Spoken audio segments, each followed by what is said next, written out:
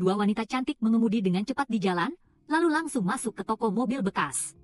Di dalamnya ada Binzi yang sudah menunggu. Begitu pelanggan turun dari mobil, dia langsung membawa mereka untuk melihat mobil bekas yang sudah diperkenalkan sebelumnya. Kedua wanita itu tampak sangat polos, tetapi sebenarnya sedang diam-diam melaksanakan rencana besar. Nona berjaket putih curiga tentang asal-usul mobil itu, karena masih terlalu baru tetapi harganya sangat murah. Nona berpakaian bunga melanjutkan pertanyaan apakah mobil itu pernah direnovasi. Pertanyaan bertubi-tubi memaksa Binzi untuk mengungkapkan bahwa mobil ini dibeli oleh bos dari lelang bawah tanah, interiornya masih bagus. Jadi, kedua wanita cantik itu langsung setuju dengan harga dan membayar. Binzi mencium bau uang yang harum dan ingin segera memakannya. Namun saat Nona berjaket putih menyalakan mesin, mobil tidak menyala.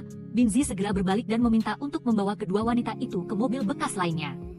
Nona berjaket putih segera membongkar triknya. Toko itu menggunakan mobil bagus untuk memikat pelanggan agar setuju dengan harga tinggi yang masuk akal, lalu mencabut sekering mobil bagus itu untuk berpura-pura rusak. Lalu mereka memujuk pelanggan untuk membeli mobil bekas lain jika tidak deposit tidak akan dikembalikan. Terbongkar membuat Binzi kesal dan memanggil dua pria berotot untuk menghadapi mereka. Bersamaan dengan itu di dalam, pemilik toko sedang bersiap untuk makan pizza dengan anak buahnya ketika ayah berambut hitam, orang dari perusahaan asuransi, datang mencari. Pemilik toko menolak untuk menerima tamu karena takut mie jajangmyeonnya akan menjadi lembek dan tidak enak lagi, memaksa ayah berambut hitam untuk menunggu. Di luar, Binzi dengan bangga menepuk bahu dan memerintahkan kedua pria berotot untuk menangkap seseorang. Siapa sangka yang ditangkap malah dirinya. Ternyata keempat orang itu adalah sebuah tim. Setelah itu seluruh tim dengan gagah berani masuk ke ruang kerja bos. Dia adalah ketua Cho. Tim tersebut memperkenalkan diri sebagai organisasi TCI yang berspesialisasi dalam menangani kejahatan penipuan mobil dan kejahatan lalu lintas. Setelah TCI selesai berbicara, Ketua Cho segera memerintahkan anak buahnya untuk mengusir tamu. Nona Min melemparkan wig dan menyatakan perang. Dia melompat ke meja dan melayangkan tendangan langsung ke wajah Ketua Cho. Nona berpakaian bunga yang gemetar juga bukan orang sembarangan. Hanya dengan beberapa putaran dia berhasil menjatuhkan beberapa pria seperti orang pingsan, membuat Ketua Cho yang bersembunyi di bawah meja merasa kasihan pada anak buahnya dan kabur duluan. Tetapi saat sampai di pintu dia tetap tidak bisa lolos dari borgol Kapten Jang. Nona Min setelah membereskan anak buahnya langsung berbalik dan meninju agen asuransi itu, membuatnya pingsan sebelum sempat menjelaskan. Di dalam, Novin menginstruksikan karyawan toko cara memborgol diri mereka sendiri, lalu memberikan tali pengikat untuk latihan kepada semua orang, dan untungnya semua orang sangat patuh. Oleh karena itu, hanya dalam beberapa menit TCI berhasil mengendalikan situasi. Tiba-tiba ada sekelompok anak buah lain yang menyerbu masuk untuk menyelamatkan ketua, tetapi ketakutan oleh tembakan peringatan Kapten Jang. Jadi, semua orang mengangkat tangan dan menyerah. Setelah itu polisi baru datang untuk membawa para penjahat ke kantor polisi, tetapi pada akhirnya pers mengerumuni untuk memuji tim detektif. Padahal semua pujian seharusnya milik TCI. Saat semua orang putus asa, ada seorang reporter yang menawarkan diri untuk menulis artikel tentang mereka, membuat seluruh tim kembali ceria dan berpose untuk difoto. Di dalam kantor polisi, Ketua Cho duduk di koridor karena takut pantatnya kotor, sementara Binzi dengan gembira berpikir dia hebat dan tangguh sehingga dia diizinkan untuk diinterogasi pertama kali. Siapa sangka agen asuransi itu dipanggil lebih dulu membuat Binzi iri, membuat semua anak buahnya menjadi gaduh. Pak Tua Jang memberikan kartu nama yang membuktikan identitasnya sebagai penyelidik perusahaan asuransi. Hal itu membuat Nona Min malu karena salah menangkap. Ia segera melepaskan borgol pria itu, tetapi pria itu menggunakan kesempatan ini untuk memberikan kepadanya berkas bukti yang terkumpul tentang kejahatan pembunuhan berantai dengan mobil. Dia juga secara khusus menekankan bahwa Nona Min harus menghubunginya kembali. Barulah pada malam hari TCI selesai menangani para penjahat penipuan mobil bekas. Artikel berita pagi itu sudah terbit, membuat seluruh tim bersemangat atas kerja keras mereka sehingga mereka memutuskan untuk pergi makan daging panggang. Saat semua orang sedang makan, tim detektif juga tiba. Karena restoran sudah kehabisan meja besar, Kapten Jang dengan keras menyuruh TCI pindah ke meja kecil. Penghinaan terang-terangan ini membuat Nona Min sangat kesal. Namun, Kapten Jang dengan sabar menyuruh bawahannya untuk pindah ke meja sebelah. Tindakan ini membuat Nona Min merasa kesal dan menyalahkan Kapten Jang. Membentuk tim ini tetapi membiarkan anggotanya menderita kerugian. Sebenarnya, alasan mereka diremehkan adalah karena TCI bukan tim yang terdaftar di kepolisian. Mereka menangani kejahatan yang berkaitan dengan mobil tetapi bukan tim detektif. Menyelidiki lalu lintas tetapi bukan polisi lalu lintas. Kapten Jang tetap tenang dan menenangkan rekan-rekannya. Pada saat yang tepat, Anda akan memahami tujuan membentuk timnya. Tiba-tiba saat ini, Nona Kim menerima berita mengejutkan bahwa neneknya telah meninggal. Kejutan itu datang terlalu cepat sehingga dia bingung dan segera berlari ke pemakaman. Nona Min memeluk sepupunya yang sedang makan dan kemudian duduk berbicara dengan ayahnya. Dari sini dia mengetahui bahwa neneknya secara tidak sengaja ditabrak oleh seorang pemuda pengangguran sehingga ayahnya memutuskan untuk tidak menuntut dan hanya menerima sedikit uang kompensasi. Siapa sangka detektif Jiang juga ada di sini. Nona Min bingung menghampirinya untuk bertanya. Dia langsung menyalahkan Nona Min karena tidak membaca dokumen yang dia berikan. Hal ini membuat Nona Min harus membuka dokumen itu segera. Di luar dugaan, di dalamnya adalah catatan investigasi tentang kecelakaan neneknya Nona Kim, dan nama pelaku yang disebutkan di sini adalah Ho Bung. Dia adalah pelaku yang telah menabrak 4 orang tua secara berurutan, menyebabkan 3 orang meninggal dan 1 orang terluka parah tanpa tertangkap. Dia hanya memilih orang tua yang tinggal sendiri sebagai korban.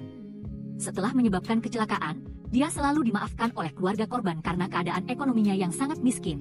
Tetapi setelah itu Ho Bung menerima banyak uang asuransi. Jadi, itu berarti dia membeli asuransi pengemudi lalu sengaja membunuh orang untuk mendapatkan uang asuransi. Setelah itu dia menyisihkan sebagian uang tersebut untuk diberikan sebagai ganti rugi kepada keluarga korban. Dia sedang diselidiki oleh orang-orang dari perusahaan asuransi. Kapten Jiang yang baru saja mendengar itu sangat marah dan segera memerintahkan tim untuk menyebar dan mengumpulkan bukti. Dia dan Nona Min pergi mencari wanita tua yang beruntung selamat. Putra wanita itu merasa sangat terganggu dengan ibunya yang keras kepala, bahkan berpikir bahwa ibunya tertabrak mobil karena tidak memperhatikan garis penyeberangan. Jadi dia hanya menerima 4 juta won sebagai kompensasi dan memaafkan pengemudi itu. Sementara itu, detektif Jiang juga datang mencari keluarga korban pertama. Keponakan wanita itu tidak terlalu peduli dengan kematian neneknya. Karena neneknya pernah melukai putrinya, jadi ketika neneknya meninggal, dia merasa sangat lega karena beban telah hilang. Dia hanya menerima sedikit uang kompensasi dan juga memaafkan pengemudi itu. Ketika Nona Min dan Kapten tiba untuk mencari keluarga korban kedua, detektif Jiang sudah ada di sana sehingga mereka harus menunggu di samping. Pria itu adalah putra jauh wanita tua itu. Dia berpendapat bahwa jalanan di pedesaan sempit sehingga ibunya tidak sengaja mengalami kecelakaan. Dan karena mereka semua adalah orang miskin, dia tidak menuntut pengemudi itu.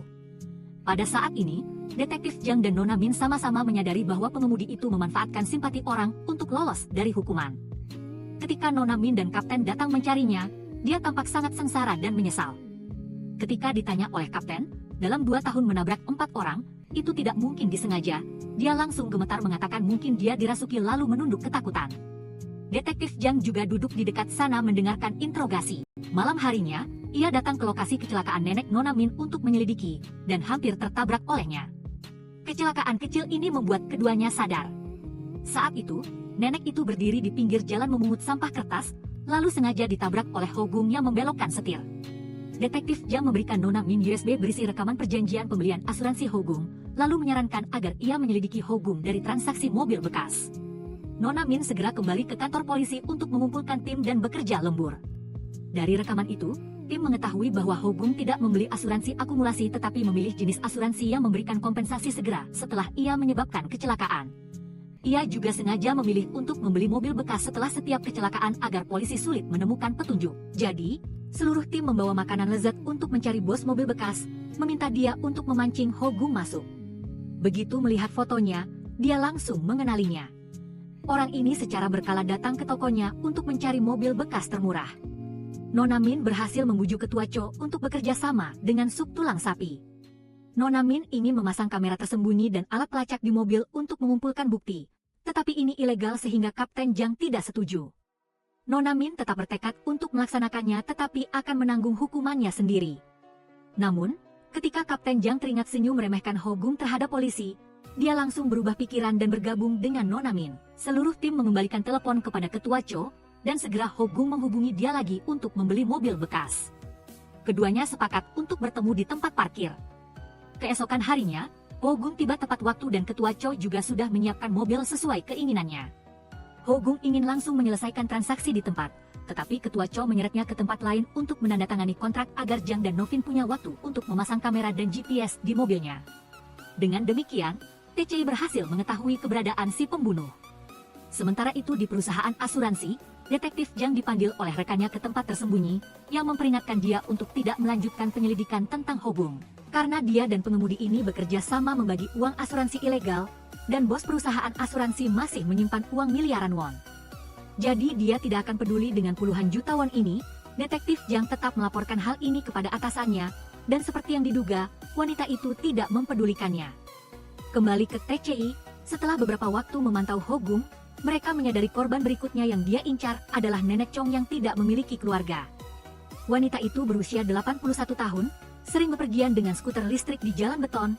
Hogung memantau wanita tua itu siang dan malam karena mangsa ini terlalu sempurna. Namun sehari sebelum dia berniat bertindak, dia menemukan artikel berita tentang TCI yang menangkap penipu mobil, di mana ketua Cho secara tidak sengaja masuk dalam bingkai foto.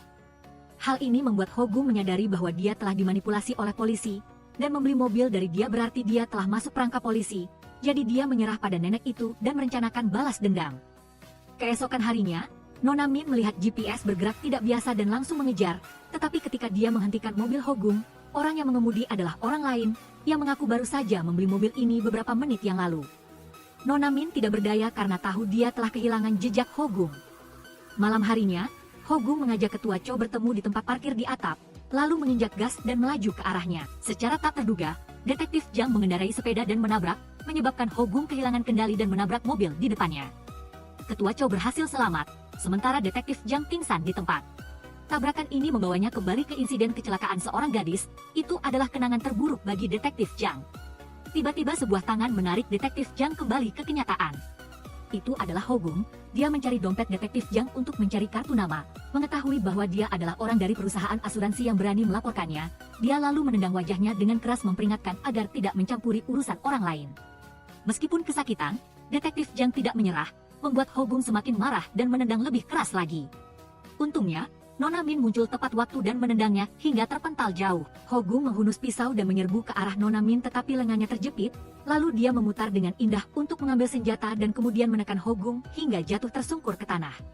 Kembali ke kantor polisi, Hogung bersikeras menyangkal, mengatakan bahwa insiden barusan hanyalah perselisihan kecil antara dia dan pemilik toko mobil, dan Detektif Jang tiba-tiba muncul sehingga dia menabraknya. Kecelakaan-kecelakaan sebelumnya juga tidak disengaja. Jika Nona Min terus menyelidiki, dia akan menuduh Nona Min memasang kamera ilegal untuk memata-matainya, sehingga Nona Min tidak dapat melanjutkan interogasi. Selain itu, di lokasi kejadian tidak ada kamera dan bukti sehingga TCI tidak bisa berbuat apa-apa selain melepaskan Hogung setelah 24 jam. Detektif Jang kembali ke perusahaan dan diperingatkan oleh atasannya, dia harus mengabaikan kasus Hogung karena wanita itu juga diuntungkan dari itu. Di sisi lain, dua gadis TCI pergi mencari pembeli mobil Hogung untuk mengambil kembali GPS. Orang ini mengatakan bahwa saat itu Hogung meminjam teleponnya untuk menelepon. Tetapi segera setelah itu dia menghapus riwayat kontak, jadi tidak bisa diketahui siapa itu. Setelah itu Jang bertanya-tanya mengapa Hogung meninggalkan kamera tersembunyi dan GPS untuk mereka. Padahal dia bisa menggunakannya sebagai bukti untuk menuntut Nona Min atas penyelidikan ilegal. Nona Min juga tidak mengerti mengapa. Keduanya sedang bertanya-tanya ketika mereka menerima pemberitahuan bahwa Kapten Jang ingin mengundurkan diri lagi. Karena sebelumnya setiap kali tidak dapat menyelidiki suatu kasus, Kapten Jang selalu mengeluarkan lencana polisinya untuk bertaruh, guna menciptakan tekanan bagi dirinya sendiri dan rekan satu timnya. Dari riwayat perjalanan Hogung sebelumnya, TCI menemukan bahwa dia berhenti di pom bensin cukup lama. Nona Min segera pergi ke sana menanyai karyawan dan mengetahui bahwa orang di foto itu pernah meminjam teleponnya untuk menelepon, lalu menghapus semua riwayat panggilan. Dia menggunakan cara ini untuk menghubungi orang di balik layar agar polisi tidak bisa melacaknya. Semua orang kembali mendengarkan rekaman dan baru menyadari, sepertinya ada seseorang yang duduk di sampingnya memberitahu Hogung jenis asuransi apa yang harus dibeli. Tepat pada saat ini, Detektif Jang menelepon Nona Min dan memberitahunya bahwa bosnya menyembunyikan Hogung. Mungkin wanita itu adalah dalang dibalik manipulasi Hogung untuk menipu uang asuransi. Korban Hogung masih ada satu lagi tetapi Detektif Jang belum bisa memberitahunya. Dia menutup telepon lalu bertemu Cimen, putra dari wanita tua korban ketiga, karena dialah yang membunuh ibunya sendiri. Wanita itu membeli asuransi jiwa sehingga ketika dia meninggal, putranya adalah ahli warisnya. Karena serakah akan uang itu, dia bekerja sama dengan Hogung untuk membunuh ibunya. Bos Detektif Jang tahu Hogung menipu asuransi, tetapi Cimen berjanji akan membagi uang dengannya sehingga wanita itu tetap diam. Detektif Jang juga memiliki riwayat transfer uang dari Cimen, yang membuat Cimen ketakutan dan menghancurkan ponselnya. Bersamaan dengan itu, di kantor polisi, Novin juga menemukan nomor telepon Hogung adalah Song Cimen. Seluruh tim segera berangkat ke tempat kerja Cimen. Di sana, dia mengunci pintu agar Detektif Jang tidak bisa keluar, lalu menghancurkan ponsel untuk memutuskan kontak Detektif Jang dengan TCI. Saat itulah Cimen mengakui bahwa dia bekerja sama dengan Hogung menyebabkan kecelakaan pada 4 wanita tua. Agar Hogung membunuh ibu Cimen sehingga Cimen tidak dicurigai siapapun, dia ingin menggunakan uang asuransi ibunya untuk membuka bisnis demi mengubah hidupnya. Tetapi sekarang Detektif Jang telah menyelidiki semuanya. Hal itu mendorong Cimen ke ujung tanduk. memaksanya untuk membakar seluruh tokonya untuk menjebak detektif Jiang. Kedua pria itu bergulat memperebutkan korek api. Akhirnya korek api jatuh ke tangan Cimen, tetapi sebelum api dilemparkan, detektif Jiang berhasil melarikan diri, sementara Cimen menerima karma buruk dengan seluruh tubuhnya terbakar. TCI tiba tepat waktu untuk memadamkan api sehingga dia bisa selamat. Detektif Jiang hanya memberikan rekaman pengakuan Cimen kepada Nona Min, lalu diam-diam pergi. Nona Min dan Kapten Jiang pergi ke rumah sakit. Cimen yang terbakar di sekujur tubuhnya masih mencoba menyalahkan orang lain. Nona Min mengeluarkan pena perekam yang membuat dia tidak bisa mengelak. Mulai sekarang, uang asuransinya disita. Biaya rumah sakit harus dia bayar sendiri karena sengaja melukai diri, belum lagi dia juga harus masuk penjara karena pembunuhan. Ini adalah hukuman yang setimpal bagi pembunuh durhaka itu. Bukti-bukti yang memberatkan Cimen juga merupakan borgol yang mengunci Hobung, membuatnya tidak bisa mengelak. Atasan agen asuransi itu juga ditangkap tak lama setelah itu. TCI berhasil memecahkan kasus besar, memaksa kepala polisi datang sendiri untuk mengembalikan rencana polisi Kapten Jiang dan mengakui bakat anggota lainnya. Posisi tim TCI pun telah ditegaskan. Untuk detektif Jiang, dia mengunjungi gadis yang tidak sengaja dia tabrak 10 tahun lalu. Ternyata itulah alasan mengapa dia membenci orang-orang yang menyebabkan kecelakaan bagi orang lain. Ketika dia duduk berbicara dengan kerabat gadis itu, pria itu sudah lama memaafkan detektif Jiang. Dia mengungkapkan bahwa dia ingin berhenti dari pekerjaannya saat ini untuk beralih ke pekerjaan yang pernah dilakukan Paman Kim, membuat Paman Kim terkejut. Setahun kemudian, TCI kembali ke restoran barbeque favorit mereka dan pada akhir pekan mereka bertemu detektif Jiang lagi. Nona Min berinisiatif menyapanya. Tepat pada saat ini, Kapten Jiang masuk. Siapa sangka dia yang mengundang detektif Jiang datang, yang lebih mengejutkan lagi dia akan menjadi anggota baru tim. Ternyata inilah pekerjaan yang detektif Jiang inginkan. Kembali ke kenyataan, pada malam hari di terowongan sepi, sebuah mobil melaju tak terkendali lalu menabrak dinding. Keesokan harinya, TCI menerima laporan kecelakaan mobil dan segera bergegas ke lokasi kejadian. Namun, sesampainya di sana, mereka baru mengetahui bahwa itu adalah insiden tabrakan mobil antara kepala polisi dan detektif Jiang. Sepeda detektif Jiang menabrak bagian belakang mobil kepala polisi, menyebabkan sedikit kerusakan yang membuatnya sangat kesal. Dia menuntut agar polisi wanita datang untuk menangani kasus ini, tetapi setelah analisis polisi wanita, ternyata dia yang salah. Kepala polisi yang kesal langsung memanggil Nona Min untuk menengahi. Siapa sangka, berkat argumen Nona Min, kesalahan kepala polisi meningkat 0,5%. Detektif Jiang baru saat itu angkat bicara karena kepala polisi mundur mobil dengan tidak benar sehingga menabraknya. Jadi kesalahannya 8,5%, sedangkan kesalahannya hanya 1,5%. Begitu selesai berbicara dia langsung menelepon polisi, membuat kepala polisi dan yang lainnya pusing. Beberapa saat kemudian, TCI baru menerima kabar tentang kecelakaan terowongan. Mereka tiba di lokasi dan melihat mobil masih utuh di tempat kejadian. Pengemudi dalam keadaan bingung menceritakan bahwa kemarin ada seorang wanita berjaket putih yang menghalangi jalan sehingga dia harus membanting setir. Melihat wajah mabuk paman itu, semua orang mengerti masalahnya sehingga mereka menariknya untuk tes alkohol. Hanya detektif Jiang yang merasa kasus ini sangat aneh sehingga dia memperhatikan untuk memeriksa tanaman di sekitarnya. Di kantor polisi, kepala polisi masih kesal dengan detektif Jiang, tetapi rekannya memberitahu dia informasi rahasia di industri bahwa detektif Jiang adalah putra kepala biro jadi jangan berani mengganggunya. Sebagai gantinya, kepala polisi mengambil kesempatan ini untuk berteman, yang membuat dia sangat pusing. Malam harinya, dia mengajak tim TCI makan malam, bahkan sengaja mengambil tempat duduk di samping Jiang agar bisa duduk di sebelah detektif Jiang.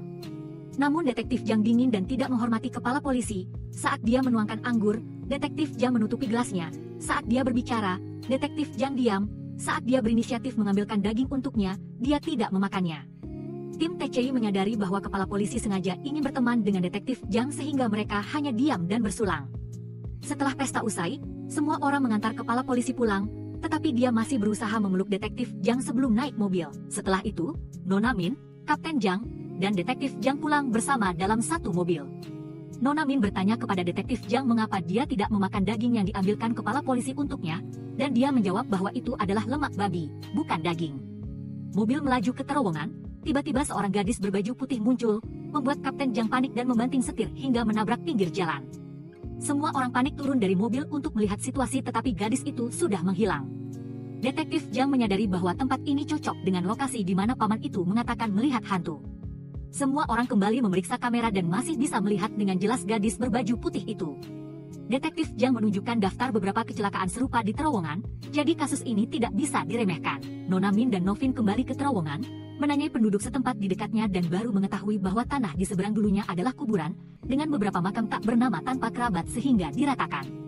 Lalu dibangun jembatan, saluran air, dan rumah, sehingga terjadi banyak kejadian spiritual dan banyak kecelakaan, jadi penduduk setempat tidak lagi merasa aneh. Di sisi lain, Detektif Jiang dan Kapten Jiang pergi mencari paman itu untuk meminta rekaman kamera dashboardnya. Paman itu dengan ketakutan mengatakan bahwa saat itu setirnya berbelok sendiri sehingga dia tidak bisa mengendalikannya. Keduanya setengah percaya setengah tidak, tetapi ketika mereka berdiri di ketinggian mengamati terowongan, mereka melihat pemandangan di mana mobil-mobil yang melaju ke tikungan semuanya oleng dan kehilangan kendali. Tim membawa keanehan ini kepada dukun untuk meminta bantuan. Dukun meletakkan tangannya di atas video, lalu menggoyangkan lonceng sambil merapalkan mantra, kemudian melemparkan untayan kain dan menyatakan bahwa wanita berbaju putih itu adalah hantu. Den Ho tidak percaya hal-hal ini dan pergi. Sekembalinya ke kantor polisi, dia berpendapat bahwa pembangunan menyebabkan area jalan menyempit, sehingga tikungan menjadi sulit bagi mobil. Adapun wanita berbaju putih di kamera, dia berpendapat bahwa itu adalah penipu.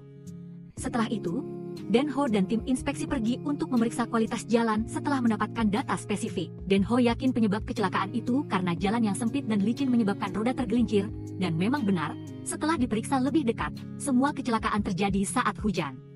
Setelah itu, Min bersiap di depan pintu masuk terowongan, bertekad untuk menangkap wanita penipu itu. Dia duduk di dalam mobil mengawasi, ketika tiba-tiba bayangan putih itu muncul lagi dan mendekati mobil. Siapa sangka, itu adalah Den Ho yang kembali dari survei. Dia mengatakan bahwa dedaunan di tempat lain normal. Hanya di tempat-tempat sering terjadi kecelakaan, dedaunannya layu.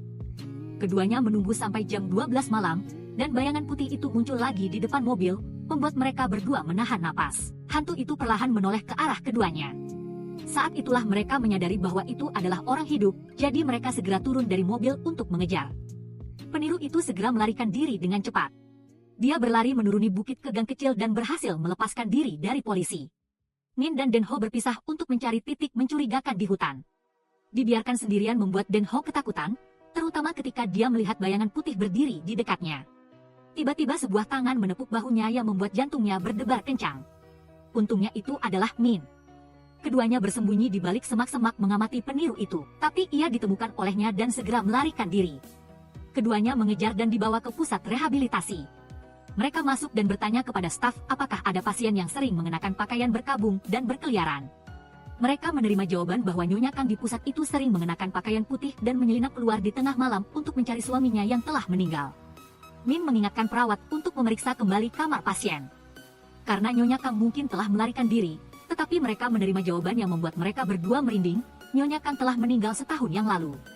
Setelah kembali ke kantor polisi untuk menyelidiki, mereka baru tahu bahwa kecelakaan pertama di terowongan itu disebabkan oleh pengemudi yang mengira Nyonya Kang yang berpakaian putih adalah hantu, jadi korban pertama juga adalah dia. Melihat foto pengemudi, Min menyadari bahwa dia bekerja sebagai penarik mobil kecelakaan di terowongan, artinya, dari kecelakaan pertama, dia mendapat ide untuk memasukkan kecelakaan lain untuk bisnis layanan penarik mobil. Setelah penyelidikan lebih lanjut, TC menyadari bahwa pengemudi ini, untuk memonopoli pasar bisnis, bersedia menyerang dan melukai pengemudi penarik mobil lainnya. Namun tidak ada yang berani melaporkan, karena mereka adalah organisasi mafia yang menggunakan kekerasan untuk membungkam orang lain. Dengan 3 pemimpinnya adalah pengemudi itu, pria berbaju kuning yang merupakan pemilik bengkel mobil, dan pria berkacamata yang adalah bos besar, mereka menabrak orang lain untuk mendapatkan uang asuransi mobil, lalu menggunakan uang itu untuk bermain saham demi keuntungan. Namun sampai sekarang masih belum ditangkap polisi. Kembali ke kantor polisi, Kepala Kepolisian dituduh oleh Den Ho ke markas besar karena menduduki tempat parkir umum. Kepala Kepolisian tidak marah tetapi secara sukarela membongkar tempat parkirnya sendiri, semua hanya untuk membuat Den Ho senang dan memiliki pandangan yang baik tentangnya. Hal ini sangat mengejutkan TC, kedua wanita di tim itu juga harus menebak-nebak identitas Den Ho, tetapi setelah itu Kepala Kepolisian harus mengakui kesalahannya sendiri.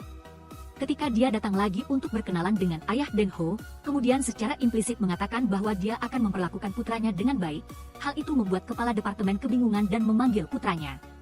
Putranya juga bernama Den Ho tetapi bekerja di Kementerian Luar Negeri, salah mengenali orang membuat kepala kepolisian sangat malu. Kembali ke penyelidikan, TC mulai dari Tuan Lee, pemilik bengkel mobil. Semua mobil yang ditarik oleh pengemudi derek dibawa ke sana untuk diperbaiki. Setelah itu, mereka bekerja sama dengan Bos Shin yang berspesialisasi dalam penyewaan mobil. Dia menyewakan mobil sementara kepada pengemudi yang mengalami kecelakaan sampai mobil mereka selesai diperbaiki. Selama masa sewa, orang-orang Bos Shin sering datang untuk mencari masalah dengan pengemudi penyewa, menuntut kompensasi atas goresan pada mobil yang mereka buat sendiri. Jadi, pengemudi penyewa harus membayar biaya derek, biaya perawatan mobil, biaya sewa mobil, dan biaya kompensasi karena menggores mobil yang disewa. Tidak ada korban yang berani melaporkan mereka, jadi Min menyarankan untuk menjadikan dirinya sebagai korban. Min dan Den Ho segera pergi mencari Bos Cho untuk membeli mobil bekas yang paling tua. Melihat mobil itu penuh dengan selotip dan bergerak sangat lambat, mereka tahu betapa terpercayanya Bos Cho. Sepertinya dewa juga membantu mereka ketika hujan deras turun. Menunggu sampai malam, Min sengaja mengemudikan mobilnya menabrak tong sampah di pinggir jalan, menjadikan dirinya mangsa bagi para pengemudi derek. Orang lain bersembunyi di semak-semak merekam semuanya.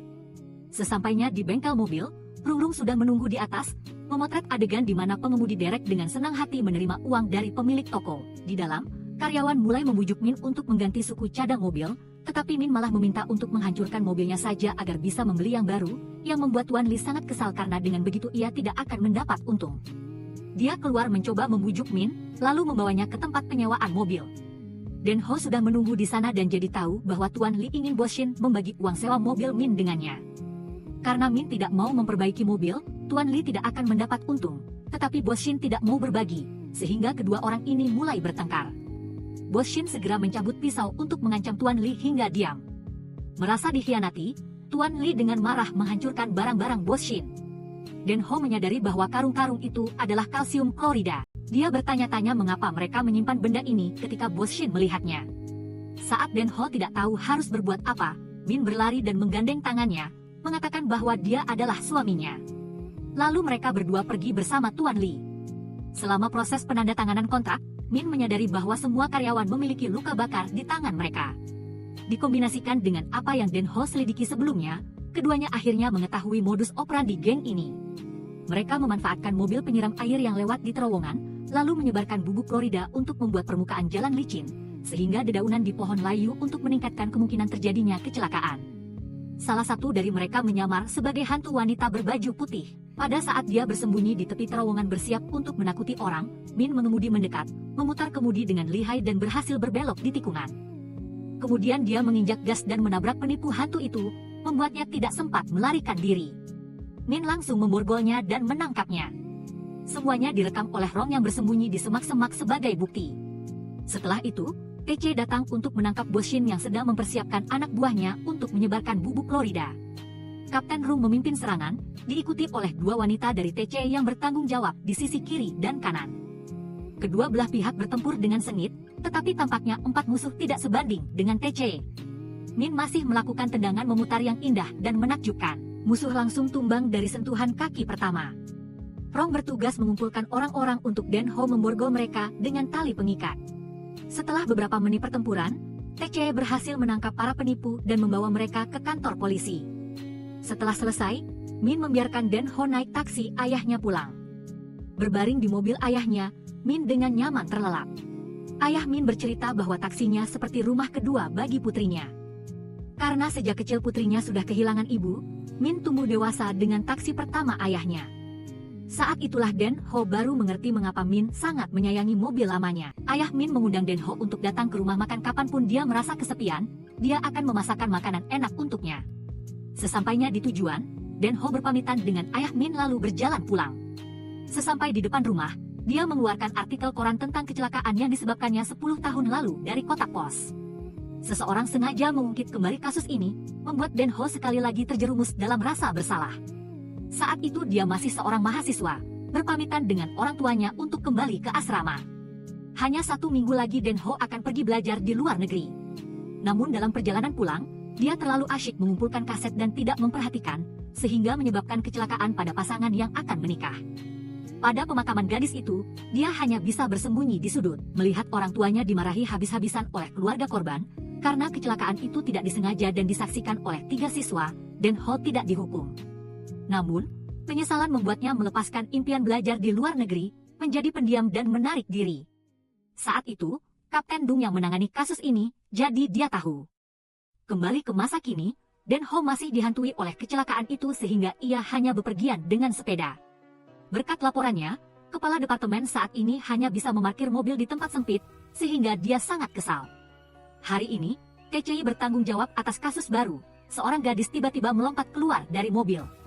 Dia adalah sekretaris Kim dan pengemudinya adalah Giang. Dia menyatakan bahwa saat itu sekretaris Kim tiba-tiba merasa sesak dada, lalu melompat keluar dari mobil dan dia tidak sempat menahannya. Setelah itu Min pergi ke rumah sakit untuk melihat kondisi Nona Kim. Dokter mengatakan bahwa dia mengalami pendarahan hebat sehingga belum bisa sadar. Ibu Nona Kim menegaskan putrinya tidak memiliki penyakit pernapasan, dan pengemudi itu adalah putra direktur. Menurut yang ibu tahu, dia adalah orang yang sering memukuli karyawan dan melecehkan karyawan wanita meskipun sudah beristri. Dia segera dipanggil untuk dimintai keterangan oleh TCI. Pria ini mengklaim dirinya tidak bersalah dan dengan percaya diri memberikan rekaman kamera dashboard kepada polisi, tetapi rekaman ini telah dibisukan sehingga TCI tidak mendapatkan apa-apa. Sepertinya Den Ho mengenal pria bernama Giang ini, karena bertahun-tahun lalu dia adalah saksi dalam kasus kecelakaan yang disebabkan olehnya, dan dia juga mengingatnya, jadi dia menceritakannya kepada temannya, berpendapat bahwa Den Ho yang menabrak orang hingga tewas tidak pantas menjadi polisi. Setelah itu, dia meminta temannya, Dong Guk, yang ayahnya bekerja di bidang inspeksi, untuk menarik kasus Nona Kim untuknya. Saat ini Nona Kim sudah sadar. Ketika ditanya tentang kasus itu, dia menangis dan mengatakan bahwa dia dilecehkan oleh Giang. Dituduh membuat pria itu kesal dan memaki polisi, lalu menantang semua orang untuk menuntutnya jika ada bukti. Tetapi ketika kembali dia harus menelepon Dong Guk untuk meminta bantuan. Kasus itu telah diajukan ke pengadilan sehingga Dong Guk tidak bisa meminta ayahnya untuk ikut campur, namun dia mengenal seorang pengacara yang bisa menyelesaikan kasus ini dengan lancar. Keesokan harinya, Min dan Den Ho mengunjungi Nona Kim dan sudah melihat Giang bersama pengacaranya di sana. Pengacara itu mengatakan Nona Kim telah mencabut gugatannya, jadi polisi tidak perlu ikut campur lagi. Nona Kim sudah terlalu lelah karena diancam sehingga ia mengusir Min dan Den Ho. Begitu mereka pergi, sang ibu menemukan rekaman yang disembunyikan putrinya di bawah bantal. Dia pergi ke sudut dan memutar rekaman itu. Baru saat itu dia tahu bahwa putrinya menahan diri agar bisa terus bekerja menghidupi seluruh keluarga. Sementara putrinya menanggung penghinaan, sang ibu masih harus hidup dari gaji putrinya. Rasa sakit yang luar biasa ini membuatnya menangis tanpa suara. Sementara itu, karena Giang secara sepihak mengambil mobil perusahaan untuk keperluan pribadi, kelima mobilnya disegel oleh Badan Pajak Negara untuk diselidiki. Hal ini membuat ayahnya sangat marah dan ingin mematahkan kaki anak durhaka itu ketika mengetahui bahwa pelapornya adalah Den Ho. Giang sangat marah dan bertekad untuk menyusun rencana agar Den Ho dipecat. Keesokan harinya, Min dalam perjalanan menuju tempat kerja menyaksikan insiden di mana seorang pemuda mengendarai sepeda motor listrik menabrak seorang anak kecil lalu melarikan diri. Dia segera turun dari mobil dan mengejar. Pemuda itu ditabrak oleh Den Ho tetapi dia masih bisa berdiri dan memukulinya lalu terus melarikan diri. Min mengambil mobil Den Ho dan mengejarnya. Kecepatan sepeda Min setara dengan kecepatan sepeda listrik, membuat pemuda itu terkejut. Saat tiba di persimpangan jalan, Min melompat ke arah pemuda itu sehingga keduanya terjatuh.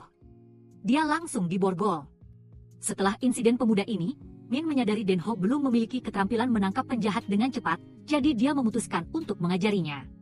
Min mengulurkan tangan untuk Den Ho menjatuhkannya, tetapi Den Ho tidak berani. Jadi, Min menunjukkan contohnya yang hampir membuat Den Ho patah tulang. Meskipun Den Ho berusaha keras menyerang, dia selalu dijatuhkan oleh Min.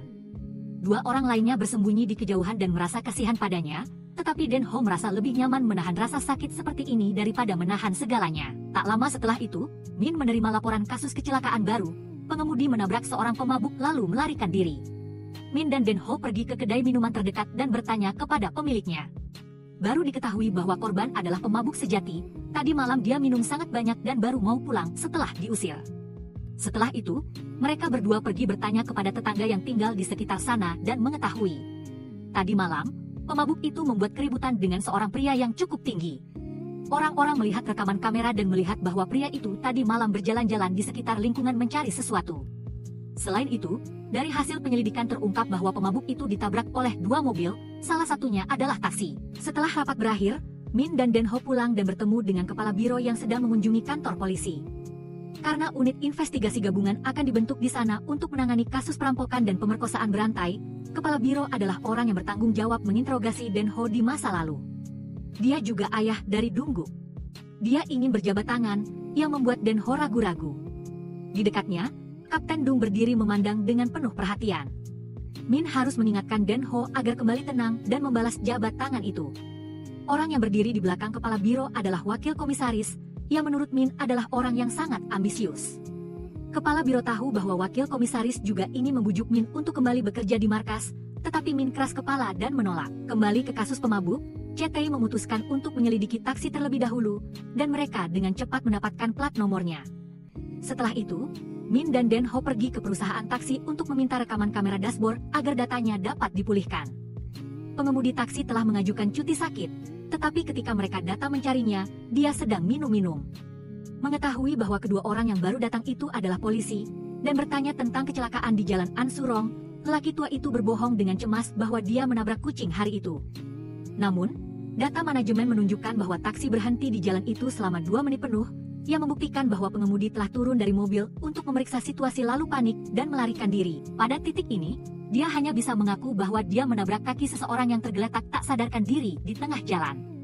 Dia berniat melapor ke polisi, namun melihat foto keluarganya, dia tidak ingin menjadi ayah penjahat sehingga memilih untuk melarikan diri. Den Ho memberitahunya bahwa mungkin korban sudah ditabrak hingga tewas sebelumnya baru kemudian terlindas olehnya. Tapi dia melewatkan kesempatan untuk memanggil polisi untuk membuktikan dirinya tidak bersalah. Kalimat ini membuat lelaki tua itu menangis menyesal. Ayah Min juga seorang sopir taksi mewusing, yang membuat Min sangat bersimpati. Keesokan harinya, Min melanjutkan mengajari Den Ho cara melakukan pukulan, tetapi seperti biasa dia dihajar habis-habisan tanpa bisa membalas, bahkan sampai dicekik hingga pingsan di tempat. Jika Rong tidak segera masuk untuk membangunkannya, mungkin dia sudah tidur selamanya. Di sisi lain, data kotak hitam taksi telah berhasil dipulihkan. Kebetulan, data itu juga merekam gambar mobil Vespa perak yang diduga melindas leher korban. Lebih jauh lagi, saat diperlambat, terlihat jelas pelaku masih duduk di dalam mobil. Den Ho menyadari bahwa dia adalah pria jangkung yang bertengkar dengan si pemabuk. Dia dengan cerdik menyebabkan kecelakaan, tetapi tidak melarikan diri melainkan memarkir mobilnya di dekat sana untuk mengamati. Hingga mobil kedua melindas korban, menggantikannya menanggung tuduhan pembunuhan. Segera setelah itu, CTI menerima pemberitahuan tentang mobil Vespa perak yang parkir di tempat yang salah tanpa pemilik. Mobil itu dibongkar dan dicuri oleh pelaku, lalu digunakan dengan plat nomor palsu dan kini telah dibuang olehnya. Polisi yang bertanggung jawab melaporkan bahwa kemarin ada juga mobil merah yang dicuri dengan cara yang sama. Ketiga orang itu mencari pemilik mobil dan mengetahui bahwa mobil-mobil model lama sangat mudah dibuka dengan cara membongkar kuncinya. 2 orang lainnya memeriksa kamera terdekat dan menemukan bahwa pelaku pernah berkeliaran di daerah itu sambil menghisap rokok lintingan. Jadi, keduanya segera berlari ke tempat itu untuk mengumpulkan puntung rokoknya, karena filter rokok dapat menentukan DNA pelaku. Min membawa bukti kembali ke kantor polisi, tetapi malah direkrut oleh kepala tim kejahatan berat untuk bergabung dengan tim investigasi. Min menolak dan langsung dimarahi habis-habisan. Dia menganggap Min tidak bertanggung jawab dan tidak tahu memprioritaskan nyawa orang. Lalu Den Ho langsung menjawab bahwa menangkap pelaku pelanggaran lalu lintas juga menyelamatkan orang dari para pelaku kecelakaan tabrak lari. Kapten menatapnya dengan marah. Untungnya, wakil komisaris angkat bicara meminta dokumen baru sehingga situasi bisa diredakan. Min juga mengambil dokumen yang diperlukan lalu segera pergi. Tetapi belum beberapa langkah ia dipanggil kembali oleh wakil komisaris. Min memperkenalkan wakil komisaris kepada Den Ho.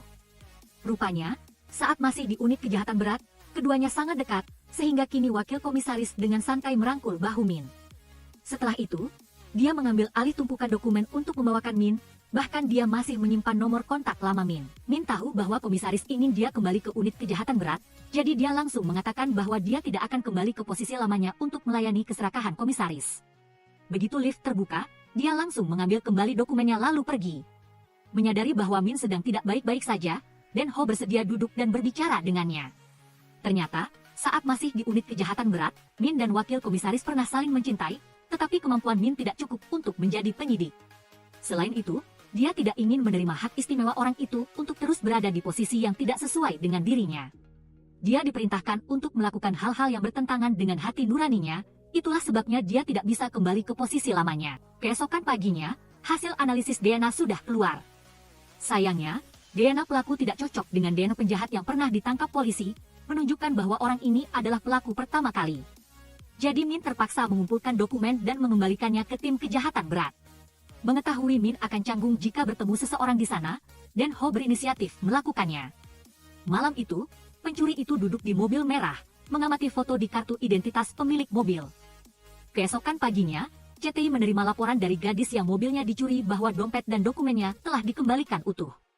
Min merasa bahwa pelaku hanya menginginkan mobilnya, namun Den-ho curiga dia juga tertarik pada korban, jadi dia memutuskan untuk pergi ke rumah gadis itu. Keduanya memanggil, tetapi tidak ada jawaban. Min hendak pergi karena mengira gadis itu tidak ada di rumah. Tapi Den-ho sudah memperhatikan puntung rokok di depan, yang membuktikan bahwa pelaku baru saja berada di sana. Karena khawatir akan keselamatan gadis itu, keduanya memutuskan untuk mendobrak pintu dan masuk. Min masuk duluan dan Den-ho berjaga di bawah. Benar saja, di dalam rumah gadis itu sedang disekap oleh pencuri sehingga tidak bisa menjawab telepon dan panggilan Min. Den-ho dengan cepat membuka kata sandi menggunakan otaknya yang cerdas. Melihat polisi sudah masuk, pencuri itu terpaksa meninggalkan korban dan melarikan diri. Min tetap di sana menenangkan gadis itu sementara Den-ho mengejarnya. Setelah gadis itu tidak terlalu takut, Min juga segera pergi. Di luar, si pengejar dan yang dikejar saling berkejaran. Karena terlalu fokus berlari, Den-ho hampir ditabrak truk. Namun, Den-ho tidak kehilangan jejak pelaku. Pelaku mencuri mobil warga dan melemparkannya ke arah Den-ho, tetapi itu tidak menghentikan keberanian Den-ho. Pelaku melompati pagar, sementara Den-ho membuka pintu dan mengejarnya. Namun setelah pengejaran panjang dan harus memanjat banyak tembok, fisik Den-ho mulai terkuras, sementara pencuri itu masih memiliki cukup energi untuk membuat rintangan di jalannya. Terpojok, dia menyerbu masuk rumah warga dan merusak barang-barang, lalu masuk ke dalam rumah dan mengunci pintu. Tak disangka, dia berhadapan dengan orang nekat yang berani menerobos kaca dengan tubuhnya. Hal ini membuat pencuri itu muak dengan kegigihan polisi ini. Setelah berlari sebentar hingga ujung jalan, dia dengan kesal mencabut senjatanya dan bersiap untuk menghabisi polisi. Saat ini, jurus-jurus yang diajarkan Min mulai menunjukkan efeknya, membantu Den-ho bertahan. Dia berhasil menjepit pencuri itu ke dinding dan melucuti senjatanya, tetapi kemunculan tak terduga dari warga membuat pelaku memiliki kesempatan untuk melarikan diri. Den-ho memegang kakinya, lalu ditendang kepalanya hingga pingsan, sehingga usaha pengejaran selama ini sia-sia. Nona Min memberitahu Den-ho untuk mengganti sepatunya lain kali agar lebih mudah mengejar target.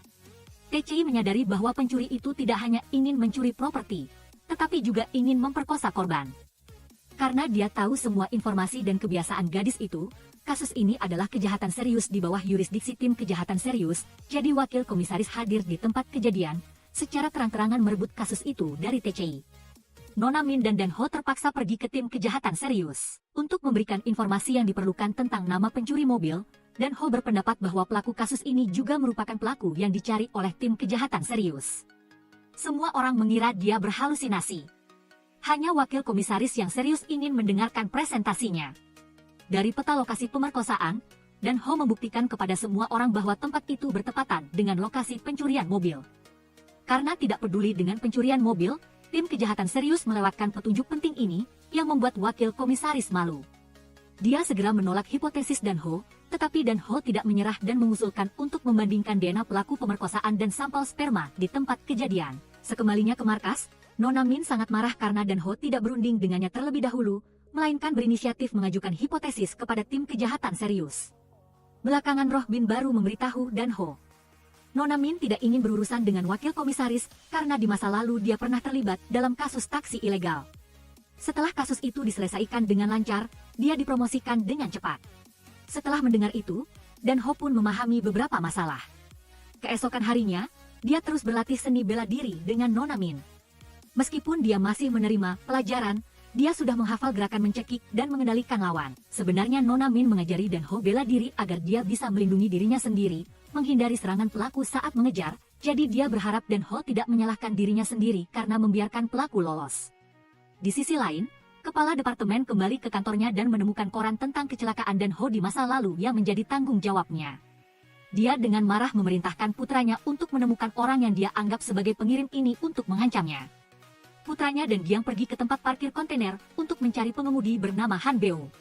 Ternyata ketiga orang itu pernah berteman, dan juga saksi dalam kasus tabrakan mobil Den-ho, sehingga Han Beo dicurigai sebagai orang yang menggunakan ini untuk mengancam kepala departemen. Tapi dia menyangkal, karena kasus itu dia sendiri hanya menerima informasi dari orang-orang kaya ini untuk bersaksi membantu mereka.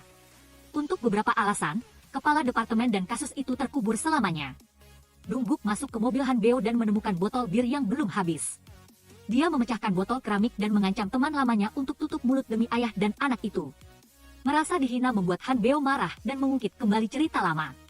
Gadis itu masih hidup ketika ditabrak Dan Ho, tetapi dibunuh oleh Dung Guk dan Jiang. Oleh karena itu, kepala departemen dengan cepat menutup kasus itu.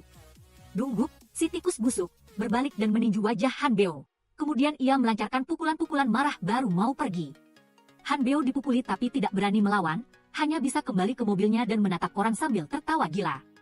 Keesokan harinya, berita bahwa Li Tang pernah menabrak orang hingga tewas tersebar di seluruh kantor polisi. Semua orang membicarakannya, menganggap dia tidak pantas menjadi inspektur. Ini membuat Nona Min sangat khawatir akan kesehatan mentalnya, dan dia akan menerima semua yang akan terjadi padanya.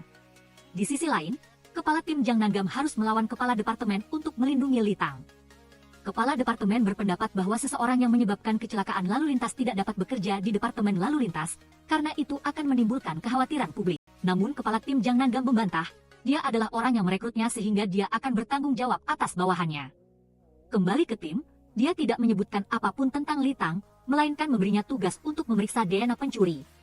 Sayangnya, itu tidak cocok dengan pemerkosa tim kejahatan serius, yang membuat mereka diremehkan oleh Nona Min dan Li Tang secara terang-terangan.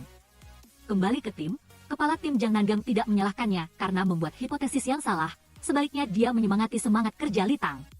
Di sisi wakil komisaris, dia diberitahu oleh bawahannya dan laporan berita. Mereka menemukan bagian sidik jari lain pada gunting pencuri, kemungkinan itu adalah sidik jari pelakunya dan bukan puntung rokok, jadi analisis DNA lain harus dilakukan. Saat ini, TCI harus mengerahkan seluruh kekuatannya untuk menyelidiki dari awal. Mereka yang mereka curigai adalah pencuri mobil merah. Malam itu, mobil merah yang dicuri ditemukan. Dalam kondisi sudah dibersihkan dari semua bukti, kamera dashboard telah dilepas. Li Tang menemukan sepatu hak tinggi di dalam mobil. Tetapi Nona Min berpendapat bahwa itu hanya alat pertahanan diri gadis yang bekerja shift malam. Kembali ke markas, Nona Min menemukan kasus serupa, kotak hitam dicuri, dan ada banyak barang pertahanan diri wanita di dalam mobil. Keesokan harinya, keduanya pergi mencari korban, Nona Moon, untuk menanyakan tentang kasus itu, tetapi Nona Moon menghindarinya, dengan hati-hati mengamati suaminya di lantai atas. Kemudian dia memanggil Nona Min ke dalam mobil untuk berbicara secara pribadi. Nona Moon tidak ingin menceritakan tentang kasus itu saat itu karena itu adalah mimpi buruk baginya, jadi Nona Min hanya memberikan kartu namanya dan menunggu dia berubah pikiran. Baik Nona Min maupun Li Tang merasa bahwa pelaku pemerkosaan memiliki banyak kesamaan dengan pencuri mobil, tetapi mengapa DNA-nya tidak cocok? Mereka tidak tahu apa yang terjadi di pihak wakil komisaris. Bawahannya melaporkan kepadanya bahwa DNA pada gunting cocok dengan DNA pemerkosa, tetapi dia meminta bawahannya untuk merahasiakannya sementara waktu, lalu pergi mencari kepala tim Jang Nanggam untuk menanyakan tentang gunting pencuri mobil. Dia mengatakan DNA di sana adalah milik seorang mantan narapidana.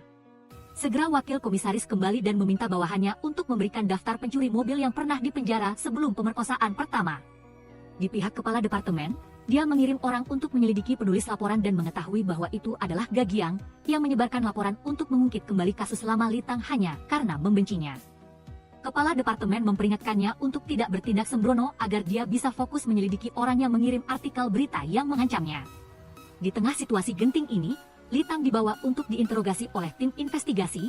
Mereka khawatir kecelakaan di masa lalu menyebabkan dia mengalami masalah psikologis. Tidak dapat lagi menjadi inspektur lalu lintas, rekan-rekan setimnya sangat mengkhawatirkannya tetapi mereka percaya Li Tang akan mengatasinya. Sambil menunggu Li Tang, Proh Bin menelepon forensik untuk menanyakan hasil DNA dan baru kemudian menyadari kebenarannya. Nona Min dengan marah membawa hasil DNA yang 100% cocok untuk mencari wakil komisaris dan menanyainya. Kebenaran yang sangat jelas membuatnya tidak bisa menyangkalnya, dan seluruh tim kejahatan serius juga gempar membicarakan bahwa wakil komisaris serakah ingin menyembunyikan cerita ini untuk mencuri kredit penemuan pelaku dari Li Tang. Harus menyerahkan seluruh kasus kepada tim kejahatan serius membuat TCI sangat sedih. Sementara semua orang menyesali usaha mereka selama berhari-hari, Nona Min menerima telepon dari Nona Moon. Dia mengakui bahwa dia pernah dilecehkan oleh pencuri mobil. Karena terlalu malu dan takut akan gunjingan masyarakat serta kehilangan kebahagiaan keluarga, dia memilih untuk diam selama beberapa bulan terakhir. Pria itu cukup mirip dengan tersangka yang sedang diselidiki Nona Min, tetapi pria ini sekarang berada dalam target tim kejahatan serius. Saat ini, Li Tang telah dibebaskan sambil menunggu hasil analisis psikologis. Jika semuanya baik-baik saja, dia bisa terus menjadi polisi. Dia kembali ke kantor dan semua orang sudah pulang. Di meja kerjanya ada sepasang sepatu yang diberikan Nona Min, membuat Li Tang merasa terhibur. Beberapa saat kemudian, Nona Min kembali dan melihat Litang memakai sepatu yang dia berikan, dia tersenyum. Dia memberitahunya bahwa dia benar, pelakunya adalah orang yang sama. Mendengar itu, Litang terkejut, karena kemungkinan besar pencuri sekarang menargetkan gadis pertama. Nona Min segera lari ke tim kejahatan serius meminta bantuan, tetapi semua orang tetap meremehkannya seperti biasa. Namun kali ini, kepala tim memilih untuk percaya pada kemampuan CTI. Benar saja, pencuri mobil itu sedang menghisap rokok di depan rumah gadis itu, bersiap melakukan kejahatannya. Dia dengan cekatan melompat ke tangga. Polisi juga berlomba dengan waktu. Litang, karena khawatir dengan korban, mengendarai mobilnya ke sana lebih dulu. Namun, trauma masa lalu membuatnya tidak bisa mengendalikan kemudi, hampir saja terjadi kecelakaan. Pada saat itu, kata-kata penyemangat dari seniornya yang memberinya kekuatan, Litang menginjak gas dengan kuat dan melaju pergi. Di sebuah rumah kecil, gadis itu sedang bersama ibunya. Sang ibu menemukan pintu koridor terbuka lebar dan keluar untuk memeriksanya. Seketika sebuah pisau menempel di lehernya, membungkamnya, lalu menyeretnya pergi. Litang tiba di lokasi sebelum polisi, dia mematikan lampu mobil dan dengan lembut turun untuk memeriksa situasi. Litang tidak bisa menelepon korban, di tanah ada puntung rokok yang memberitahunya bahwa pelaku telah mendekati mangsanya. Polisi masih berpacu di jalan sementara musuh bejat sudah sangat dekat dengan korban. Dia tersenyum gila melihat gadis yang sedang menata rambutnya, lalu mengetuk pintu untuk menarik perhatian. Bertemu kembali dengan iblis itu membuat gadis itu gemetar ketakutan. Sang ibu yang terikat di gudang ditemukan oleh Litang, dia menunjukkan kartu polisi untuk menenangkan ibu itu. Di dalam rumah, pria mesum itu menggunakan kata-kata kotor kepada gadis itu, lalu mendengar suara di luar. Dia keluar untuk memeriksa dan berhadapan dengan Litang. Litang memperingatkannya untuk berhenti. Tapi dia tidak mendengarkan dan menarik Litang ke taman. Tiba-tiba suara sirene polisi di luar membuatnya kehilangan ketenangan dan memecahkan kaca untuk melarikan diri. Sang ibu berlari memeluk putrinya, melihat Litang mengejar pelaku dengan tenang. Dia terus berlari melewati mobil polisi di depan mata para penyidik. Litang mengejar pelaku dengan sangat dekat, sementara yang lain terbagi menjadi dua kelompok untuk mengepung. Pencuri itu berlari ke apartemen lama, menyebabkan kekacauan yang menghalangi jalan Litang. Dia nekat melompat keluar jendela, tanpa diduga Litang juga melompat mengikutinya. Keberaniannya membuat pencuri itu marah dan memeluk Litang lalu melemparkannya ke bawah. Namun, Litang masih berusaha bangkit dan mengejarnya. Saat itu, dia tidak lagi berlari, berhenti dan memutuskan untuk bertarung sampai mati dengan polisi. Pencuri itu menyerbu dan mengayunkan pisau sembarangan ke arah Litang, tetapi semuanya berhasil dihindarinya. Keduanya, satu bertahan dan satu menyerang, saling menghindar beberapa saat. Litang menyadari ini bukan cara yang baik. Pada saat-saat seperti ini, dia teringat pelajaran yang diajarkan Nona Min. Mengikuti langkah demi langkah, Litang perlahan belajar cara melakukan serangan balik. Litang mengingat setiap gerakan dengan cermat, membanting pencuri itu seperti cara Nona Min membantingnya. Semua pukulan berbahaya yang dilepaskannya berhasil dipatahkan olehnya, masuk ke posisi bantingan lewat bahu. Litang menggunakan kekuatan sikunya untuk berputar dengan indah, membuat pencuri itu pusing. Harapan terakhirnya adalah senjata di kejauhan, dia menyeret dirinya mendekati pisau, tetapi Litang melihatnya. Dia menyeret kembali punggungnya seperti Nona Min menyeretnya, lalu mengunci lehernya membuat pencuri itu perlahan kehilangan napas dan pingsan di tempat. Akhirnya, Litang berhasil melakukannya. Dia berhasil mengatasi hambatan psikologisnya, tahu bagaimana menyerang secara proaktif dan menangkap pelaku pertama dalam karirnya. Dia juga adalah penjahat berantai, sehingga tim kejahatan serius diberitakan. TC yang berdiri di bawah merasa tidak adil bagi Litang, jelas jasa itu miliknya. Kemudian wakil komisaris datang mengumumkan bahwa Litang akan terus menjadi inspektur, membuat suasana menjadi ceria. Merayakan penyelesaian kasus besar, seluruh tim pergi makan barbeque. Kali ini kepala tim tidak ada karena hari ini adalah peringatan kematian istrinya. Dari Nona Min, Litang baru tahu bahwa istri kepala tim meninggal karena kecelakaan lalu lintas. Pengemudi melarikan diri dan tidak membawanya ke rumah sakit tepat waktu.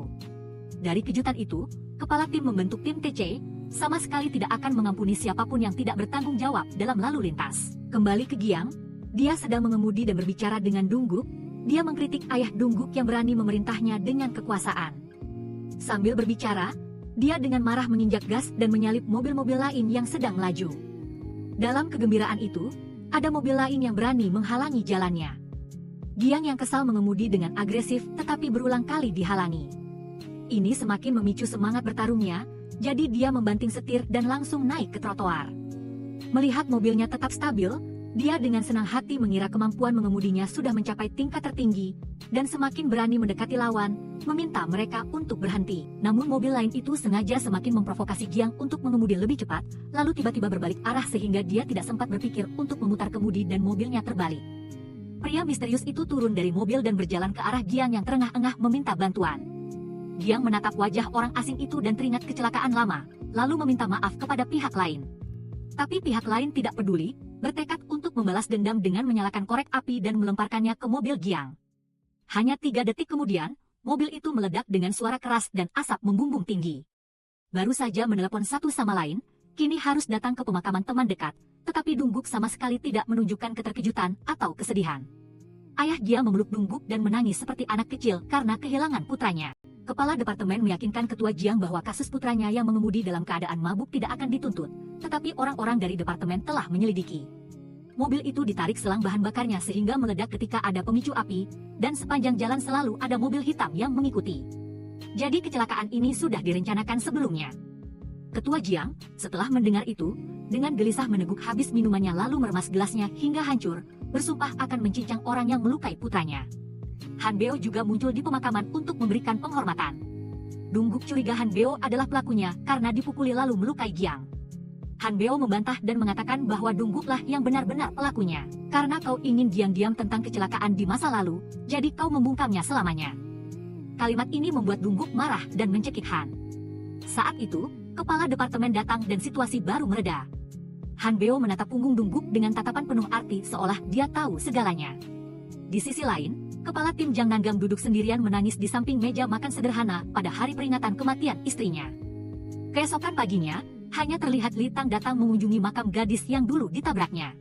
Di sana sudah ada buket bunga yang diletakkan sebelumnya.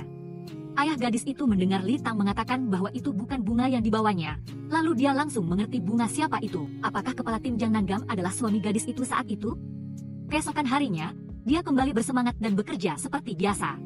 Rekan-rekan setimnya masih bercengkrama di taman kelompok. Lalu Nona Min menerima laporan, di jalan besar ada sebuah mobil yang berhenti dengan mencurigakan. TC memulai kasus baru lagi. Nona Min memanggil berkali-kali tetapi orang di dalam mobil tidak bergerak. Ada retakan melingkar di kaca pintu seperti bekas tembakan peluru. Semua orang terpaksa menggunakan alat pembuka mobil khusus untuk membuka pintu mobil. Di dalamnya, pengemudi pria sudah tidak sadarkan diri. Kebetulan, tidak jauh dari situ juga ada kasus mobil terbalik. Kasus ini ditangani oleh tim lain, tetapi Li Tang masuk ke tempat kejadian untuk menyelidiki bukti. Bahkan ketika diusir oleh kepala tim, dia tidak pergi. Nona Min harus datang untuk menyelamatkannya. Ketika ditanya alasannya, Li Tang baru mengatakan bahwa ini bukan hanya kasus terbaliknya mobil berantai karena kelebihan muatan. Dia merasa posisi jatuhnya pecahan ini tidak benar. Tetapi karena kasus ini berada di bawah yurisdiksi tim lain, TC tidak bisa ikut campur dan terpaksa pergi. Kembali ke kantor polisi, hasil otopsi menunjukkan bahwa pria itu tewas karena pecahan besi menancap di lehernya, dan pecahan besi ini adalah batang pengunci kontainer yang sengaja dipotong oleh seseorang agar semua barang di dalam mobil jatuh. Lokasi kecelakaan mobil yang terbalik tidak jauh, sehingga mungkin pecahan itu terpental dan menancap pada pengemudi mobil. Nona Min terdiam setelah mendengar argumen ini. Sekarang baik kasus pengemudi mobil maupun kasus terbaliknya mobil saling terkait, sehingga TC berhak untuk menyelesaikannya sekaligus. Hal ini membuat tim investigasi lain merasa kehilangan jatah mereka, sehingga mereka mendatangi kepala departemen untuk menuntut kembali kasus itu. Tak disangka, kali ini kepala departemen memihak TCI, membuat mereka sangat terharu karena telah memegang yurisdiksi di tangan mereka. Nona Min dan Li Tang pergi mencari pengemudi mobil tetapi menemukan bahwa orang ini telah menghilang. Setelah memeriksa kamera, mereka baru tahu bahwa dia naik ke atap. Li Tang sudah menduga hal ini sehingga dia sudah ada di atap. Pengemudi kontainer dengan lelah mengatakan bahwa dia mengangkut barang melebihi muatan karena diminta oleh atasannya, dan sekarang kecelakaan terjadi hanya dia yang harus menanggung kritik, dan harus membayar ganti rugi sebesar biaya kuliah putrinya. Terlebih lagi, kecelakaan itu telah merenggut satu nyawa, membuatnya kehilangan keberanian untuk terus hidup. Untungnya, Nona Min membawa putrinya, sehingga pengemudi itu mau turun dari pagar pembatas dan masuk ke dalam bersama putrinya. Setelah dia tenang, Nona Min memberitahu bahwa seseorang sengaja merusak batang pengunci kontainer, jadi kecelakaan ini disengaja. Jika diselidiki dengan jelas, pengemudi akan dinyatakan tidak bersalah, yang membuatnya merasa lebih lega dan menaruh kepercayaan penuh pada polisi. Dia menceritakan bahwa saat itu dia mengendarai kontainer ke tempat peristirahatan di hutan, Ketika dia kembali, dia melihat seseorang duduk di mobil yang dia angkut, jadi dia dengan marah menyeret orang ini keluar menyebabkan perkelahian di antara keduanya. Nona Min dan Li Tang segera pergi mencari asisten koki itu. Dia menyangkal dan mengatakan bahwa saat itu dia sudah kembali ke penginapan.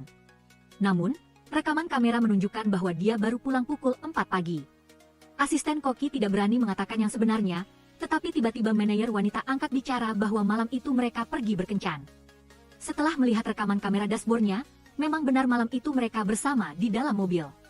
Karena baru berkencan, mereka tidak ingin ada yang tahu, yang membuat Nona Min tertawa.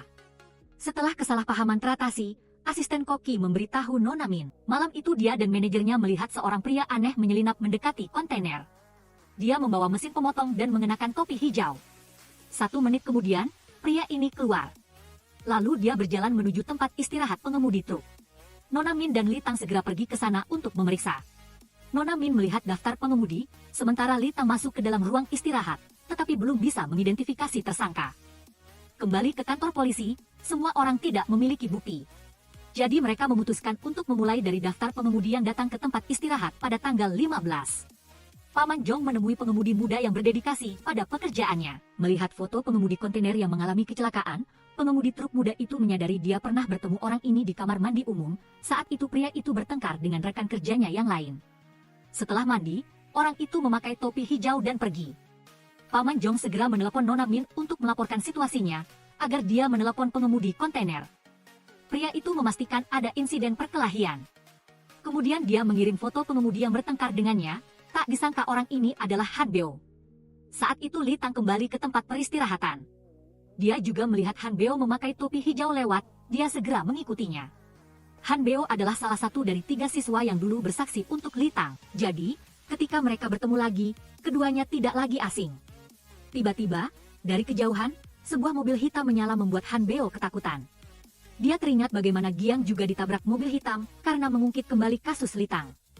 Hal ini membuat Han panik dan jatuh tersungkur.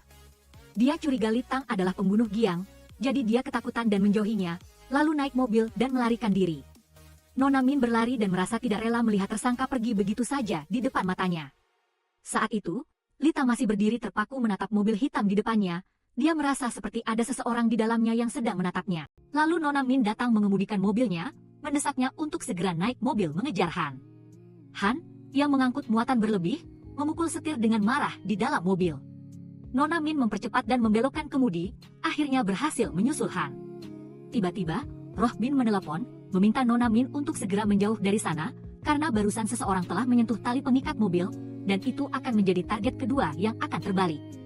Di dalam mobil, Han Beo berusaha menginjak rem tetapi sia-sia, tali pengikat mobil kecil di dalam bak terlepas, mobil Li Tang akhirnya jatuh ke jalan, menyebabkan mobil lain terbalik.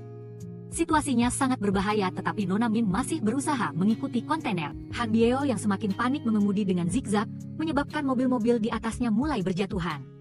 Untungnya, keterampilan mengemudi Mina berhasil menghindar, polisi tidak tahu rem Han Beo blong sehingga mereka mempercepat pengejaran. Di depan, ada penghalang jalan, membuat Han Beo tidak punya pilihan selain membanting setir hingga mobilnya terbalik, dan insiden tergulingnya kendaraan pengangkut barang kedua pun terulang. Mobil-mobil di belakang menabrak kendaraan besar karena inersia, menciptakan serangkaian kecelakaan berantai. Han Beo dengan cepat ditarik dari lokasi kejadian untuk mendapatkan pertolongan pertama. Dan Ho memperhatikan kasusnya di dalam mobil Han Beo, otaknya yang cerdas memberitahunya bahwa pelaku yang menyebabkan kecelakaan itu juga adalah orang yang ingin menyembunyikan kebenaran kasus di masa lalu. Kecelakaan itu hanya menyebabkan luka ringan pada Han Beo, ketika Mina berkata, seseorang sengaja memotong tali pengikat untuk melukaimu. Han Beo langsung menatap Dan Ho dengan curiga. Setelah semua orang pergi, Dan Ho langsung bertanya pada Han Beo, apakah kamu menerima surat tentang kecelakaan di masa lalu? Dia mengatakan bahwa tidak hanya Dan Ho dan dirinya, tetapi juga Li Tang, Liu Jing, dan kepala polisi semuanya menerima surat peringatan.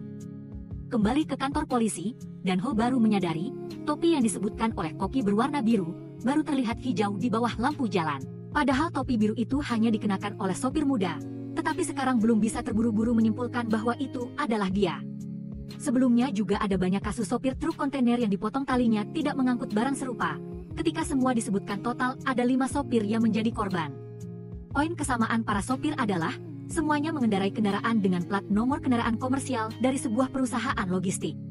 Detektif Jang menduga, Perusahaan itu merekrut sopir angkutan dengan keuntungan tinggi untuk menjual plat nomor kendaraan komersial, kemudian menekan sopir dengan kasus kecelakaan untuk mendapatkan kembali plat nomor kendaraan yang sah lalu terus menjualnya kembali kepada orang berikutnya. Tetapi ketika tim CTI berpisah untuk mencari korban dan bertanya tentang kecelakaan itu, sepertinya mereka semua berusaha menyembunyikan sesuatu. Nanggam dan Rohbin pergi mencari pemilik perusahaan. Ia tampak sangat ramah dan menyatakan, "Saya hanya menjual plat nomor kendaraan komersial kepada para sopir, tidak ada trik." Tetapi ketika ia masuk ke dalam, Nanggam tidak sengaja melihat topi biru di atas meja.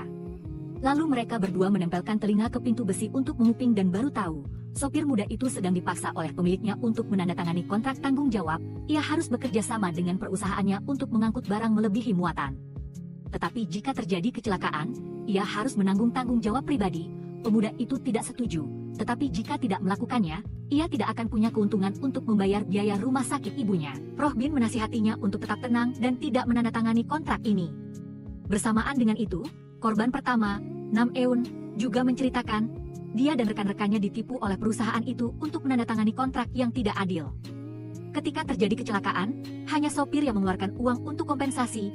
Jika membuat keributan akan diusir tanpa ampun. Jika memperbesar masalah ini mereka akan kehilangan pekerjaan.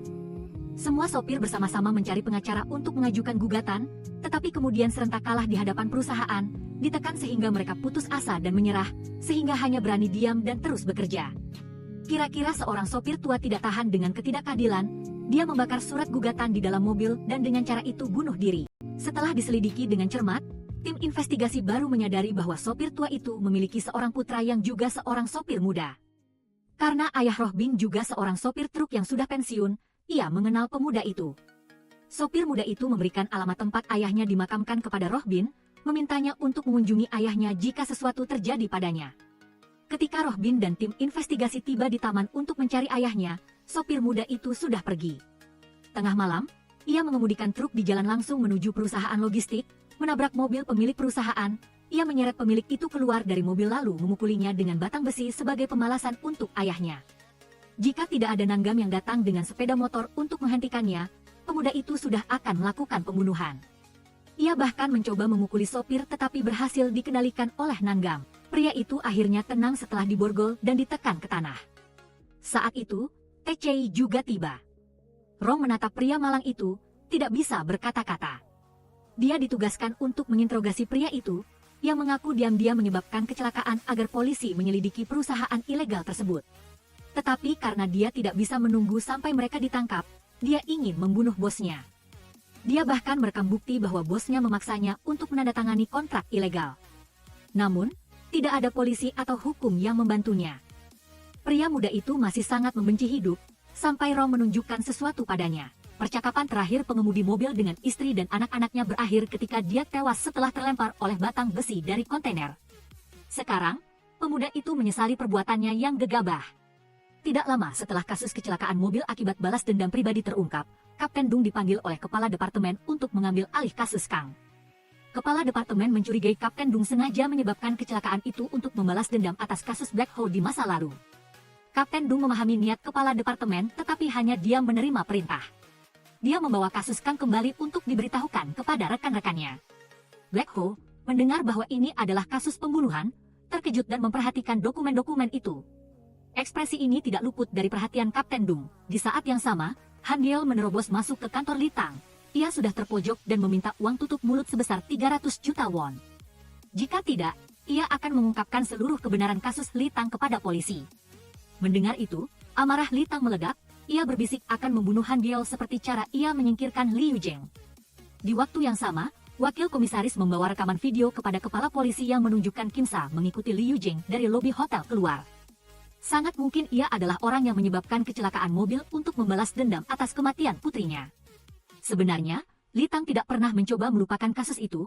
Dari apa yang ia kumpulkan, kita bisa melihat hubungan antara 3 siswa saksi dan kepala polisi, ayah dari salah satu saksi. Kim Sa ayah korban dan detektif Jang, siapa di antara mereka yang sengaja mengirim surat ancaman kepada semua orang dan menyebabkan kematian Liu Jeng? Jika orang itu membunuh Liu Jeng, target berikutnya adalah Han Geol. Benar saja, saat ini Han Geol menerima pesan dari Litang, ayahnya ingin bertemu Han Geol. Han Bieo senang berpikir akan segera mendapatkan uang sehingga ia tidak ragu-ragu langsung keluar.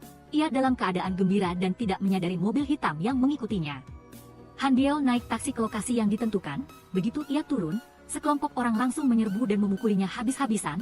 Rasa sakit itu membuat Han Bieo sadar dan bangkit melarikan diri. Keinginan kuat untuk hidup membuat Han Bieo melawan dengan sengit, bahkan melompat dari lantai sampai kakinya patah tetapi masih harus merangkak melarikan diri. Harapan terakhir Han Bieo adalah menelepon Dan Ho. Tetapi ia baru saja berteriak minta tolong ketika mobil hitam itu menabraknya hingga terpental jauh. Telepon di sisi Dan Ho juga terputus. Dan Ho hendak membicarakan hal ini dengan Mina ketika Mina menerima pemberitahuan tentang kecelakaan baru yang perlu diselesaikan. Tak disangka, hal paling menyakitkan terjadi padanya di lokasi kejadian. Foto di tanah adalah foto ayah dan putrinya. Korban di dalam taksi yang dikenalnya adalah ayahnya. Mina menangis histeris dipeluk rekan-rekannya, apalagi yang lebih buruk daripada melihat ayahnya tak sadarkan diri ditandu penyelamat. Ternyata sebelumnya Gukwon bosan hidup dan mabuk berat, lalu ia ingin berjalan-jalan sehingga ia mengambil alih kemudi dari sopir sewaan. Dengan sopir dan temannya di dalam mobil, ia mengemudi zigzag, menabrak warung-warung di pinggir jalan, menabrak pengantar barang tanpa berhenti untuk meminta maaf. Pemandangan ini terlihat oleh ayah Mina. Ayahnya mengejar dan memintanya kembali membawa pengantar barang ke rumah sakit. Kecepatan kedua mobil semakin cepat membuat Gukwon semakin bersemangat menekan gas. Ayah Mina juga harus mempercepat laju. Terus-menerus diteriaki di telinganya membuat Gukwon mengamuk. Ia langsung membanting setir dan menabrak sisi taksi secara beruntun, hanya karena sepersekian detik lengah. Ayah Mina menabrak langsung mobil yang berhenti di depan. Taksi itu melayang di udara lalu menabrak tanah. Kaca mobil pecah berantakan dan orang di dalamnya tak sadarkan diri. Menurut penyelidikan tim investigasi, mobil hitam itu milik perusahaan yang sedang bangkrut sehingga identitas pengemudinya tidak dapat dipastikan. Gukwon menyarankan, setiap bar akan menyewa pengemudi sendiri untuk mengantar jemput tamu VIP, jadi pergi ke sana mungkin akan menemukan petunjuk. Tim investigasi langsung mengenali bahwa ini adalah pacar anak buah mereka sehingga mereka memanggilnya untuk berbicara. Ia hanya mengakui sopir itu adalah pacarnya karena kemarin ia yang mengantarkan barang untuk Gukwon, jadi hari ini ia harus berbohong bahwa saat itu ia sedang mengantarnya ke klien. Tetapi dengan otaknya yang cerdas, Litang dengan cepat mengidentifikasi bahwa ini adalah tersangka nomor 1, namanya Roh Bin dan ia memiliki catatan kriminal mengemudi taksi ilegal dan mengangkut narkoba. Tim investigasi juga dengan cepat mendapatkan rekaman kamera klub yang menunjukkan Gukwon mabuk berat digiring keluar. Ia pasti naik taksi tetapi sulit untuk mendapatkan gambar ia mengemudikan taksi. Mina saat ini berada di rumah sakit bersama ayahnya sehingga Litang dan Nanggam harus pergi mengumpulkan bukti dari data kamera keamanan lalu lintas yang mereka identifikasi. Jika Gukwon mengemudi, ia harus melewati 2 persimpangan, lalu jika ingin menyingkirkan mobil itu, ia harus berhenti di antara kedua persimpangan ini, dan di sini hanya ada bukit, danau, dan tempat barang rongsokan. Jadi semua orang berpisah, Han Bieo pergi ke persimpangan, Nanggam pergi ke tepi danau menanyai penduduk tentang mobil hitam yang dibuang, Litang pergi ke tempat barang rongsokan mobil tua. Untungnya, ia bermata jeli dan menemukan ekskavator sedang menghancurkan mobil yang mencurigakan sehingga ia segera meminta mereka berhenti lalu menyuruh orang membawa mobil yang sudah dibongkar itu kembali ke kantor polisi. Dari hasil analisis data menunjukkan, sabuk pengaman di kursi penumpang dan kursi belakang terpasang erat, sedangkan kursi pengemudi terdapat darah dan DNA Gukwon. Dari sini tim investigasi dapat menyimpulkan bahwa ia adalah pengemudi yang menabrak mobil ayah Mina. Mendengar nama pelaku adalah putra kepala polisi, kepala kantor polisi ketakutan sampai gemetar dan gagap, tidak berani memberikan perintah penangkapan kepada tim investigasi. Mina yang mengetahui kabar itu langsung marah dan menyerbu klub untuk menuntut Gukwon. Ia tidak hanya tidak menyesal tetapi juga mengejek profesi pengemudi taksi ayahnya yang berpenghasilan rendah, menantang Mina bahwa meskipun ia seorang polisi, ia tidak akan bisa menyentuhnya. Teman-temannya tertawa geli dan mengangkat gelas seolah-olah korban tidak ada. Mina sangat marah hingga tercekik dan akan melempar botol bir ke bajingan itu jika Litang tidak menghentikannya. Mina sudah naik ke meja dan menginjakkan kakinya ke wajah Gukwon. Sebaliknya, Gukwon merasa Mina sangat menarik, tetapi tidak lama kemudian, pangeran muda ini dipanggil pulang oleh ayahnya. Kepala polisi sudah duduk di dalam mobil menunggu putranya. Begitu Gukwon naik ke mobil, ia langsung dicekik oleh ayahnya, memperingatkan agar tidak mempermalukannya. Gukwon membalas bahwa ia bisa mengurus dirinya sendiri. Lalu ia marah dan menyalahkan ayahnya yang memaksanya melakukan segalanya sesuai keinginannya. Dalam pertengkaran kali ini, Gukwon secara resmi berhadapan dengan ayahnya, ia akan membuktikannya dengan menyelesaikan kekacauan ini sendiri. Berbicara tentang Han Bieo, ia diikat di kursi. Seorang pria tak dikenal datang menuangkan air ke kedua tangan Han Bieo, lalu menjepitkan plat besi konduktif ke telapak tangannya. Meskipun Han Bieo berteriak minta ampun, pria itu tetap menekan saklar listrik. Arus listrik segera mengalir ke tubuh Han Bieo, membuatnya kejang-kejang dan tidak bisa berbicara. Kembali ke tim investigasi, keesokan harinya Mina sudah bisa tenang kembali bergabung dengan tim. Gukwon dipanggil ke kantor polisi sebagai tersangka. Kali ini, Dan Ho sendiri yang menginterogasi. Gukwon berbohong bahwa Han Bieo hanya duduk di kursi penumpang belakang. Pengacara Han Bieo bahkan terang-terangan menyarankan cara menjawab yang licik kepada kliennya. Mungkin sudah dibicarakan matang-matang sebelumnya, baik pengacara maupun tersangka sudah sepakat. Han Bieo keluar dari mobil sebelum kecelakaan terjadi. Semua kesalahan adalah Rohbin, tetapi Dan Ho terus mengulangi perkataannya. Gukwonlah yang memegang kendali membuat Han Bieo perlahan kehilangan kendali, tetapi kemudian siasat orang berkuasa membuat Han Bieo cukup tenang untuk tidak membuat keributan yang merugikan kesaksiannya. Setelah interogasi, si penjahat masih berani tersenyum. Mina di luar gelisah menutupi wajahnya, sedangkan di dalam Dan Ho diam tak berdaya. Tepat pada saat itu Rohbin datang sendiri ke kantor polisi untuk menyerahkan diri. Mina ingin menjadi orang yang menginterogasinya tetapi dihentikan oleh detektif Jang karena ia adalah keluarga korban. Di ruang interogasi, Rohbin terang-terangan mengakui bahwa ia adalah orang yang mengemudi, memaksa taksi menabrak mobil lain hingga terbalik. Setelah itu, Han Bieo mengangkat kedua tangannya, memprovokasi Rohbin untuk menangkapnya dan memenjarakannya. Ekspresi orang ini membuat Rohbin mengepalkan tinjunya, tetapi sayangnya ada kamera di dalam ruangan. Li Tang dibebaskan dan dengan sombongnya menggoda Mina, mengatakan bahwa jika ia membutuhkan uang, ia bisa menemuinya di klub untuk bersenang-senang. Kesombongan anak orang kaya itu membuat Mina sangat marah hingga menangis. Sebagai seorang polisi, ia tidak bisa menuntut keadilan untuk ayahnya. Dan Ho tidak tahu bagaimana menghibur seniornya, ia hanya bisa berjanji bahwa dengan segala cara ia akan menangkap Li Tang dan memenjarakannya. Karena ia juga musuh bersama Dan Ho, Mina tidak mengerti kalimat ini sampai Dan Ho membawanya pulang ke rumah. Ia membuka tirai yang menyembunyikan kecelakaan masa lalunya. Di sana Dan Ho baru memberitahu Mina, kedua teman Li Tang menerima suap dari ayahnya untuk menjadi saksi kecelakaannya, hanya saja ia belum tahu mengapa mereka melakukannya. Ia hanya tahu saat itu ketiga anak laki-laki itu mengemudi tanpa SIM, sedangkan ia membungkuk untuk mengambil kaset. Ketika ia mendongak, ia sudah melihat pasangan suami istri yang ditabrak tergeletak di tanah. Saat ini dari ketiga siswa itu, Liu Zheng sudah meninggal, Han Bieo hilang, dan Li Tang akan menjadi target berikutnya. Hanya saja, mengapa kepala polisi ingin menyerahkan kasus Liu Zheng kepada detektif Jang? Mina pun merasa aneh mendengar ini. Bersamaan dengan itu, kepala polisi sedang bersama wakil komisaris dan ayah Liu Zheng. Presiden Song bersikeras bahwa Kim Saya membunuh putranya, sehingga ia ingin membalas dendam dengan cara yang sama, tetapi dihentikan oleh kepala polisi. Ia ingin bertindak sesuai hukumnya karena Dan Ho sudah tahu Han Bieo hilang, sehingga wakil komisaris diperintahkan untuk menekan tim investigasi. Ia membawa orang ke markas tim investigasi, dengan alasan detektif Jang tidak dapat menangani kasus Liu Zheng, sehingga wakil komisaris mencopot jabatannya lalu dirinya sendiri menjadi kepala tim yang baru. Ini adalah perintah dari atasan sehingga detektif Jang tidak bisa menolak. Ia hanya merasa kasihan pada seorang talenta seperti wakil komisaris. Malam itu Dan Ho memberanikan diri bertanya kepada detektif Jang alasan kepala polisi menyerahkan kasus Liu Zheng kepadanya. Saat itulah detektif Jang menyerahkan buku catatan investigasinya tentang kasus itu. Saat itu, Han Bieo menelepon untuk melaporkan kejahatan tetapi ragu-ragu untuk berbicara. 4 menit kemudian ia baru menelepon ambulans. Hal ini membuat detektif Jang curiga ada sesuatu yang tersembunyi di balik kecelakaan itu. Saat itu kepala polisi selalu berusaha menyanggah kesaksian Dan Ho tentang keberadaan mobil lain. Lalu dengan cepat menutup kasus dan memindahkan detektif Jang untuk bekerja di pedesaan, semakin membuat detektif Jang terobsesi dengan kasus itu, ditambah lagi karena istrinya juga meninggal karena kecelakaan lalu lintas. Jadi ia merasa kasihan pada gadis itu, sedangkan foto-foto di buku catatan itu ia dapatkan dari reporter yang pernah meliput kasus itu. Dan Ho dan Mina segera menemuinya. Reporter itu tidak ragu-ragu menyerahkan semua bukti yang pernah ia ambil, tidak lupa mengingatkan mereka untuk berhati-hati karena mereka sedang berurusan dengan dua kekuatan besar, yaitu kepala polisi dan Presiden Song. Setelah Mina memeriksa foto-foto dengan cermat, ia menyadari bahwa jejak ban yang melindas gadis itu mirip dengan jejak ban ketiga siswa tersebut. Untuk memastikan lebih lanjut, mereka berdua kembali ke lokasi kejadian. Dan Ho masih tersiksa dengan kenangan Kim Sa berdiri di bawah hujan dengan kesedihan yang mendalam atas putrinya. Tiba-tiba, cahaya yang menyilaukan menyinari matanya, membuatnya teringat kembali. Malam itu sebuah mobil melaju ke arahnya, membuatnya harus membanting setir dan menabrak pasangan suami istri itu. Apakah itu benar? Dan Ho memejamkan mata dan mengingat, saat itu ia berusaha menghindari pasangan suami istri itu sehingga ia menabrak bagian belakang mobil lain. Ia pingsan sementara, saat sadar ia turun dari mobil lalu melihat mobil hitam melaju tak terkendali.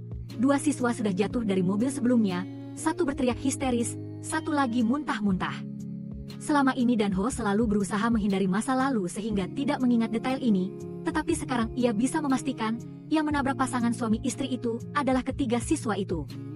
Jadi, saat ini, pelaku yang membunuh Liu Jie mungkin adalah saksi kasus itu dan mengetahui kebenarannya. Detektif Zhang memberitahu mereka berdua bahwa pelaku yang mengendarai mobil hitam lumpuh satu kakinya. Dan Ho terkejut dan berpikir mungkinkah itu Kim Sa.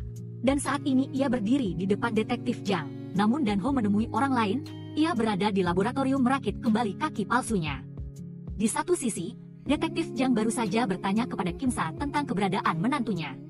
Sementara di sisi lain, Dan Ho sudah berhadapan dengan orang itu. Ia adalah Kim Hyong, dokter forensik yang selalu bekerja dengan tim investigasi dan juga menantu Kim Sa. Kim Sa tahu menantunya telah selesai berobat di luar negeri dan diam-diam kembali ke negara itu, menggunakan nama samaran dan identitas baru untuk memulai rencana balas dendam. Di sisi ini, Kim Hyong juga dengan jujur memberitahu Dan Ho, nama barunya sebenarnya untuk anak pasangan suami istri yang bernasib malang itu. Seharusnya ketika kembali ke tanah air, Kim Hyong akan memulai hidup baru, tetapi ketika bekerja sebagai ahli forensik untuk polisi, ia tidak sengaja melihat berkas dirakasus tentang kecelakaan Dan Ho. Dari situ ia menyadari bahwa jejak ban yang melindas istrinya adalah milik ketiga siswa itu. Apalagi ada 2 jejak ban di tubuhnya, artinya mereka melindasnya 2 kali. Kenyataan ini membuat Kim Hyong marah besar, mulai mengirim surat tentang kasus itu kepada setiap orang, termasuk Dan Ho. Lalu Kim Hyong mulai membalas dendam satu persatu, pertama-tama mengemudikan mobil hitam dan membunuh Liu Jeng, lalu menculik Han Biel untuk menyiksanya dan memaksanya mengungkapkan kebenaran, lalu menggunakan kebenaran itu untuk memaksa Li Tang datang menemuinya sendirian. Li Tang ketakutan dan hanya tahu harus mencari Presiden Song, meminjam cerita tentang sifat putranya untuk memprovokasi nafsu balas dendam dalam diri Presiden Song. Presiden Song yang dulunya seorang bos mafia yang sudah pensiun, dengan cepat terprovokasi oleh Li Tang, lalu ia menyuruh orang datang ke lokasi Kim Hyong bertemu dengan Li Tang. Dan Ho sedang berusaha meyakinkan Kim Hyong untuk menyerahkan diri. Ia tidak setuju dengan cara balas dendam Kim Hyong yang mirip dengan orang jahat. Lalu ia mengucapkan permintaan maaf yang sudah lama ingin ia sampaikan kepada pasangan suami istri yang bernasib malang itu. Ia berharap Kim Hyong melepaskan dendam. Kim Hyong terdiam lalu tiba-tiba memukul Dan Ho hingga pingsan untuk melarikan diri karena ia ingin membalaskan dendam istrinya sendiri. Di luar, wakil komisaris yang telah menerima laporan lebih dulu sudah memimpin pasukannya untuk mengepung dan menangkap Kim Hyong. Mobil hitam Kim Hyong melesat keluar, diikuti oleh mobil Dan Ho. Pengejaran berlangsung sengit di jalan raya. Semakin banyak mobil yang bergabung dalam pengejaran, termasuk orang-orang yang dikirim oleh wakil komisaris dan Presiden Song. Dan Ho telah mengatasi hambatan psikologisnya, ditambah dengan keterampilan mengemudi yang diajarkan oleh Mina, ia dengan mudah mengendalikan mobilnya untuk melewati yang lain. Dan Ho tidak bertarung sendirian, rekan-rekannya telah tiba. Menunggu aba-aba dari Mina, ia dan Mina membanting setir dan memutar roda kemudi satu putaran, keduanya mundur dengan cekatan. Menyalakan lampu depan yang menyilaukan untuk menghalangi pandangan mobil-mobil di belakang, agar di depan Roh Bin mengemudikan truk untuk memblokir mereka. Karena lampu depan menyebabkan hilangnya pandangan, mobil-mobil musuh serentak menabrak truk besar Roh Bin. Sekarang giliran Nanggam beraksi, wanita cantik itu mengendarai sepeda motor kerennya, melaju kencang dan memecahkan kaca jendela satu persatu. Para gangster dan polisi wakil komisaris hanya bisa mengemudi dalam ketidakberdayaan. Nangga menghentikan sepeda motor di depan, Mina dan Lita memutar mobil dan berhenti di kedua sisi, menunggu para gangster mendekat. Polisi di belakang baru serentak menyalakan lampu depan yang menyilaukan, membuat semua orang harus menghentikan mobil dengan cepat. Dengan demikian, TCI berhasil menangkap seluruh kelompok dengan cepat. Wakil komisaris yang mengejar tidak mengerti apa yang terjadi. Nona Min yang baik hati menceritakan kembali, 10 jam sebelumnya TCI telah menemukan surat-surat yang dikirim semuanya dicetak dari printer di ruang forensik. Jadi detektif Zhang tahu bahwa orang di balik itu adalah dokter forensik Kim Hyeon. Kapten ingin segera menangkapnya, tetapi detektif Zhang ingin membujuknya untuk menyerahkan diri. Lalu TCI menyergap di luar, sementara detektif Zhang masuk ke dalam untuk meminta maaf kepada Kim Hyeon, tetapi Kim Hyeon menunjukkan tanda-tanda perlawanan, sehingga TCI terpaksa menangkapnya di tangga. Mereka menenangkan Kim Hyeon yang panik, lalu mereka berpikir untuk menjebak orang-orang yang dikirim oleh Li Tang dan Ketua Zhang, sehingga mereka memiliki bukti bahwa kedua orang itu bersekongkol untuk membunuh. Dan sekarang Nona Min telah menerima pemberitahuan tentang tempat persembunyian Li Tang. Wakil komisaris yang mendengar itu segera menghentikannya untuk pergi, tetapi orang yang dihentikan adalah dia. Kapten tidak segan-segan memukul wajah pejabat korup itu, agar rekan-rekannya bisa menariknya ke sarang ketua Jang, Nona Min menggunakan walkie-talkie untuk menelepon ke dalam mengumumkan kedatangan TCI. Setelah itu, dia secara proaktif mendobrak pintu dan masuk. Ketua Jang juga menyuruh bawahannya berbaris untuk menyambut. Tetapi orang-orang ini meskipun tampak garang namun sangat patuh. Nona Min mengatakan siapapun yang mengenakan pakaian olahraga, orang-orang berpakaian olahraga segera mengangkat tangan, menanyakan siapapun yang mengenakan rompi, orang-orang berompi juga mengangkat tangan. Setelah itu, kedua belah pihak secara proaktif berpisah. Ketua Jang bahkan lebih lucu, ketika dia salah mengira detektif Jang sebagai orangnya, sampai dia tahu bahwa dia adalah seorang polisi, dia sangat malu sehingga dia menyuruh bawahannya menyerang. Berkelahi adalah keahlian TCI, jadi orang-orang besar ini tidak seberapa.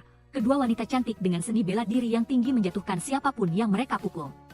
Detektif Jang telah belajar banyak teknik menjatuhkan orang dari Nona Min, sementara detektif Jang menyelamatkan dan pemimpin dewa tidak perlu dipertanyakan lagi. Setelah mengalahkan semua anak buahnya, detektif Jang segera mendekati ketua Jang, tetapi bagaimanapun juga, reputasi ketua Jang tidak main-main, kekuatannya jauh melebihi detektif Jang.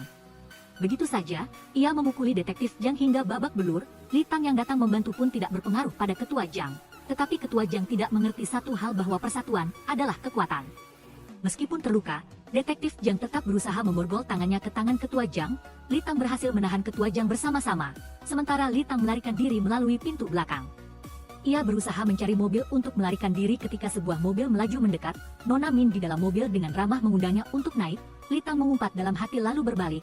Tetapi di belakangnya detektif Jang sudah memblokir jalan. Saat ini baik detektif Jang maupun Nona Min melampiaskan semua kekesalan dan kemarahan mereka kepada Li Tang yang kejam. Ia sekarang kehilangan semua kekuatannya dan lemah saat ditangkap. Tetapi ketika semua dibawa kembali ke kantor polisi, wakil komisaris menyalahgunakan kekuasaannya untuk mengisolasi Kim Hyeon dan TCI. Dia secara pribadi menginterogasi Kim Hyeon, dengan sengaja memprovokasi dia untuk bersaksi bahwa Li Tang adalah korbannya. Saat ini pengacara juga sedang mengajari Li Tang cara menyalahkan ketua Jang untuk lolos dari kejahatannya. Ia mendengar itu dan tertawa senang berjanji akan menaikkan gaji pengacara. Wakil komisaris tahu bahwa jika ingin memenangkan kasus, ia harus melenyapkan saksi terakhir, Han Beo. Ketika ia memeriksa kamera kotak hitam Kim Hyeon, ia menyadari jumlah jalan yang ia lewati. Mungkin di dekat situ adalah tempat Han Beo dikurung, sehingga wakil komisaris segera memimpin orang untuk menggeledah. Tanpa diduga, ia terlambat satu langkah karena TCI sudah sampai di sana lebih dulu. Ternyata Han diam-diam menyalin salinan video lain sebelum semua bukti dimonopoli oleh wakil komisaris, jadi kedua wanita di tim tiba lebih dulu untuk membawa Han Beo pergi. Di ruang interogasi, Li Tang dan pengacaranya masih sangat sombong. Ketika Han Beo dibawa masuk, ia menuduh Li Tang lalu menceritakan seluruh kebenarannya. Ternyata 10 tahun yang lalu, 3 remaja mabuk mengemudi di jalan. Mereka mengemudi sambil mengambil foto sehingga tidak memperhatikan dan menabrak mobil detektif Jang. Karena detektif Jang juga sedang membungkuk mengambil kaset dan tidak sempat menghindar, ketiga anak laki-laki itu turun dari mobil, melihat bahwa mereka telah menabrak pasangan suami istri dan panik tidak tahu harus berbuat apa. Han Beo ingin memanggil polisi tetapi dipukuli oleh Li Tang karena ia takut ayahnya yang seorang kepala biro akan terlibat, melihat wanita itu masih hidup dan sedang hamil. Han Beo menangis memohon Li Tang untuk menyelamatkannya, tetapi ia mengabaikan permohonan temannya dan gadis itu, takut jika ia selamat maka ia akan dihukum karena mengemudi tanpa izin dan menabrak orang. Jadi ia memikirkan cara untuk menyalakan mobil dan menabraknya. Begitu saja wanita itu meninggal dengan tragis. Li Tang berpikir selama tidak ada saksi maka ayahnya bisa mengurus semuanya untuknya. Kejadian inilah yang membuat Han Beo menangis ketakutan, sementara Li Tang muntah-muntah. Segalanya kini telah terbongkar. Kepala biro tidak bisa lagi ikut campur untuk mengubah situasi karena sudah diberitakan di media nasional. Detektif Jang dibersihkan namanya, rakyat Korea Selatan tidak bisa memaafkan pembunuh Li Tang, ia dipenjara saat ayahnya datang mengunjunginya. Ia senang berpikir akan diselamatkan, tetapi kepala biro dengan dingin memaksa putranya untuk menerima semua tuduhan, sama sekali tidak boleh menyebutkan namanya. Terpukul karena dikhianati oleh keluarganya sendiri membuat Li Tang putus asa. Ia ingin menangis tetapi tidak bisa. Inilah hukuman paling menyakitkan yang harus ia tanggung, meskipun kepala biro telah memutuskan hubungan dengan putranya. Namun ia tetap dikepung oleh media yang memeriksanya. Ia berusaha menelepon wakil komisaris untuk meminta bantuan, tetapi ia adalah tipe orang yang mengikuti angin sehingga ia mengabaikannya dan tidak mengangkat telepon. Di internet juga beredar video yang mengungkap kejahatan ayah dan anak Li Tang dengan sangat ironis, dan pembuat video ini adalah reporter. Di sisi lain, kepala biro setelah seharian dikejar reporter, lelah naik mobil untuk kembali. Di tengah jalan ia baru menyadari ini bukan jalan pulang. Saat ini ia baru menyadari bahwa pengemudinya adalah Pak Kim. Ia memperingatkannya untuk tidak macam-macam atau ia akan mengemudikan mobilnya terjun ke danau. membuat kepala biro duduk diam tidak berani bergerak. Ia hanya keceplosan memerintahkan untuk segera menghentikan mobil. Pak Kim pun tanpa ragu menginjak gas membuktikan bahwa ia tidak main-main, lalu meminta kepala biro untuk menyerahkan ponselnya. Kepala biro mengira bercanda, siapa sangka Pak Kim langsung memutar setir membuat mobil miring, mengancam kepala biro hingga pucat pasi dan segera menyerahkan ponselnya. Ponsel itu dilempar keluar tanpa belas kasihan. Kepala biro tahu ajalnya akan tiba sehingga ia mulai mengelak, melemparkan tanggung jawab kepada putranya. Ia berusaha meyakinkan Pak Kim bahwa kecelakaan putrinya disebabkan oleh putranya yang durhaka. Ia sama sekali tidak terlibat. Semakin kepala biro berbicara, semakin Pak Kim marah dan mengemudi secara ugal-ugalan. Tidak lama kemudian, pihak TCI dan wakil komisaris sama-sama menerima kabar bahwa kepala biro diculik. Detektif Jang langsung menebak siapa pelakunya, sehingga ia segera menelepon Pak Kim tetapi ia tidak mengangkatnya, karena ponsel Pak Kim masih berdering sehingga bisa dilacak posisinya. Kepala biro masih berusaha meyakinkan Pak Kim untuk melupakan masa lalu, tetapi ia lupa bahwa ia tidak boleh melupakan kesalahan yang pernah ia buat. Di sisi lain, Detektif Jang menerima lokasi Pak Kim dan segera mengemudi mengejar. Pak Kim melihat teleponnya berdering lagi, tetapi ia baru mau mengangkatnya ketika nama kontaknya adalah Detektif Jang. Ia memberitahu Detektif Jang bahwa ia tidak akan berhenti sampai ia sendiri yang menghukum kepala biro dan putranya. Kepala biro mendengar itu dan nekat merebut kemudi membuat mobil miring, tetapi pada akhirnya tetap berhasil dikuasai oleh Pak Kim. Detektif Jang mengejar sambil menyalakan lampu depan dan membunyikan klakson meminta Pak Kim berhenti. Kepala biro terus-menerus memukul pintu meminta bantuan, tetapi semua sia-sia bagi Pak Kim. Petugas Detektif Jang harus mempercepat lajunya untuk memblokir jalan di depan. Mobil hitam tetap melaju dengan kecepatan yang sama, tetapi akhirnya berhenti di depan mobil putih. Kepala biro berhasil keluar dari mobil dan langsung kembali ke sikap sombongnya yang semula, menantang Pak Kim untuk mengambil nyawanya. Pak Kim berteriak histeris sementara ia tersenyum puas. Polisi datang dan membawa Pak Kim pergi dalam ketidakberdayaan petugas Detektif Jang, tetapi jika Detektif Jang tidak melakukannya, Pak Kim akan berubah karena kebencian. Setelah kembali, kepala biro melakukan trik yang lebih licik. Ia berpura-pura terluka dan muncul di depan pers dengan kursi roda, lalu meminta polisi untuk berbelas kasih kepada penculiknya, Pak Kim. Ia juga menyatakan dirinya setuju untuk menyerahkan kasus putranya ke jaksa penuntut, membuat putranya di penjara sangat putus asa. Dengan cepat, persidangan ulang kasus kecelakaan itu berlangsung. Han Beo tanpa ragu menuduh Li Tang menabrak orang dengan mobil, sementara kepala biro memasukkan saksi untuk menyembunyikan kejahatan putranya. Pengacara Li Tang segera menggunakan fakta bahwa Han Beo pernah menelepon untuk memeras kepala biro sebagai alasan untuk menyimpulkan bahwa Han melakukan fitnah, memaksa persidangan ditutup karena kedua belah pihak belum memiliki cukup bukti. Ketika kembali ke markas, Detektif Jang menyadari bahwa ketika ia berbicara dengan Pak Kim, ia samar-samar mendengar kepala biro berteriak tentang laporan yang menyembunyikan plat nomor mobil, tetapi itu telah disembunyikan oleh wakil komisaris. Sekarang TCI hanya punya satu cara, yaitu menemukan penulis laporan, yaitu Profesor Jin.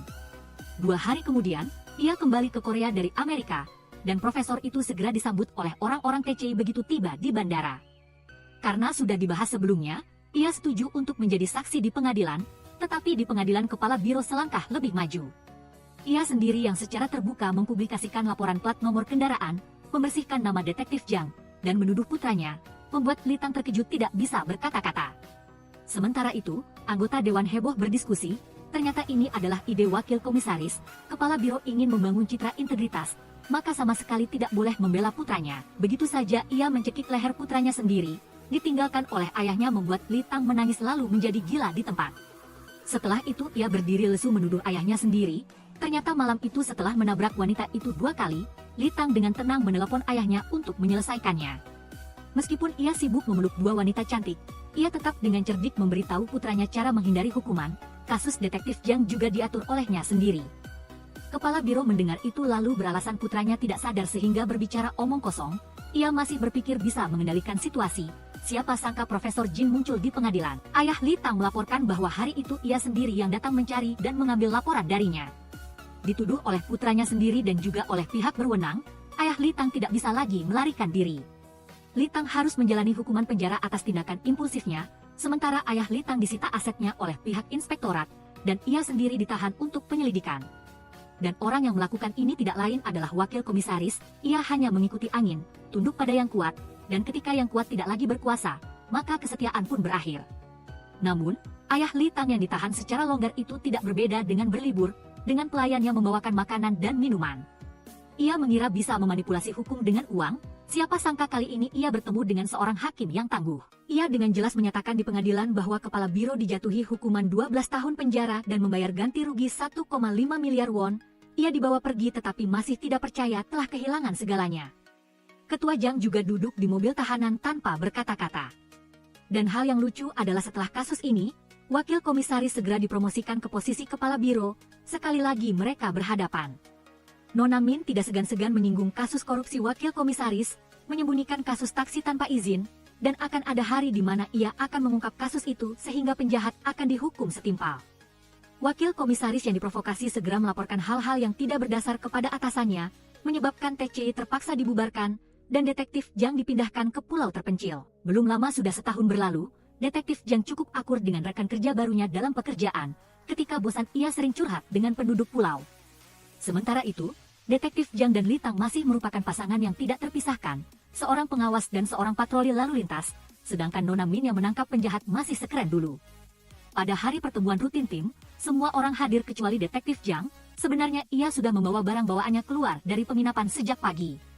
Tetapi mendengar kabar bahwa putri pemilik rumah belum kembali sejak tadi malam, sebagai seorang polisi detektif Jang harus menunda rencana kembali ke daratan, bersama rekan-rekannya mencari gadis itu kemana-mana. Akhirnya menemukan sepatu merah Sua di tebing, ia tidak punya pilihan selain membawa kabar ini kepada ayahnya. Saat ini tim penyelamat masih mencari sehingga belum ada yang bisa dipastikan. Tanpa diduga, keesokan harinya ia didatangi mantan rekan setimnya di pulau, lalu semua orang berkumpul membantu ia menyelidiki kasus hilangnya Sua. Dari kamera pengawas, TCI sampai ke tempat terakhir gadis itu terlihat untuk mencari. Di sini detektif Jang menemukan pecahan mobil yang rusak dan gantungan kunci Sua. Artinya gadis itu tidak hilang, tetapi kasus ini berkaitan dengan kecelakaan lalu lintas. Detektif Jang yang mendengar kabar itu juga naik perahu ke pulau untuk membantu menyelidiki kasus ini. Berdasarkan data yang detektif Jang ketahui, Sua hilang karena pergi keluar untuk merayakan ulang tahun temannya.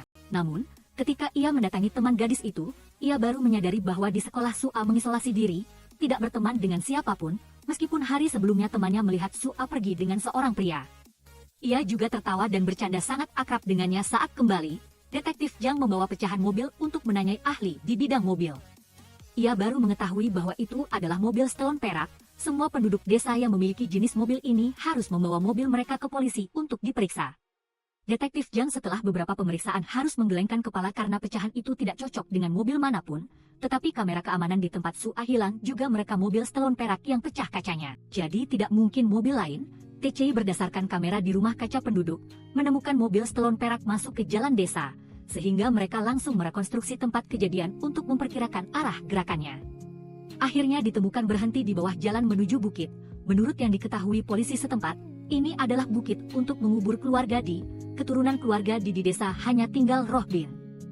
Polisi menyelidiki lebih dalam tentang orang ini dan menemukan, setelah Sua hilang ia pernah meninggalkan pulau, mungkin waktu itu untuk pergi melakukan perawatan mobil. Setelah itu kembali ke pulau untuk minum-minum dengan penduduk, tetapi anehnya ia tidak minum setetes pun ketika polisi datang menanyai orang-orang yang pernah minum dengan Rohbin.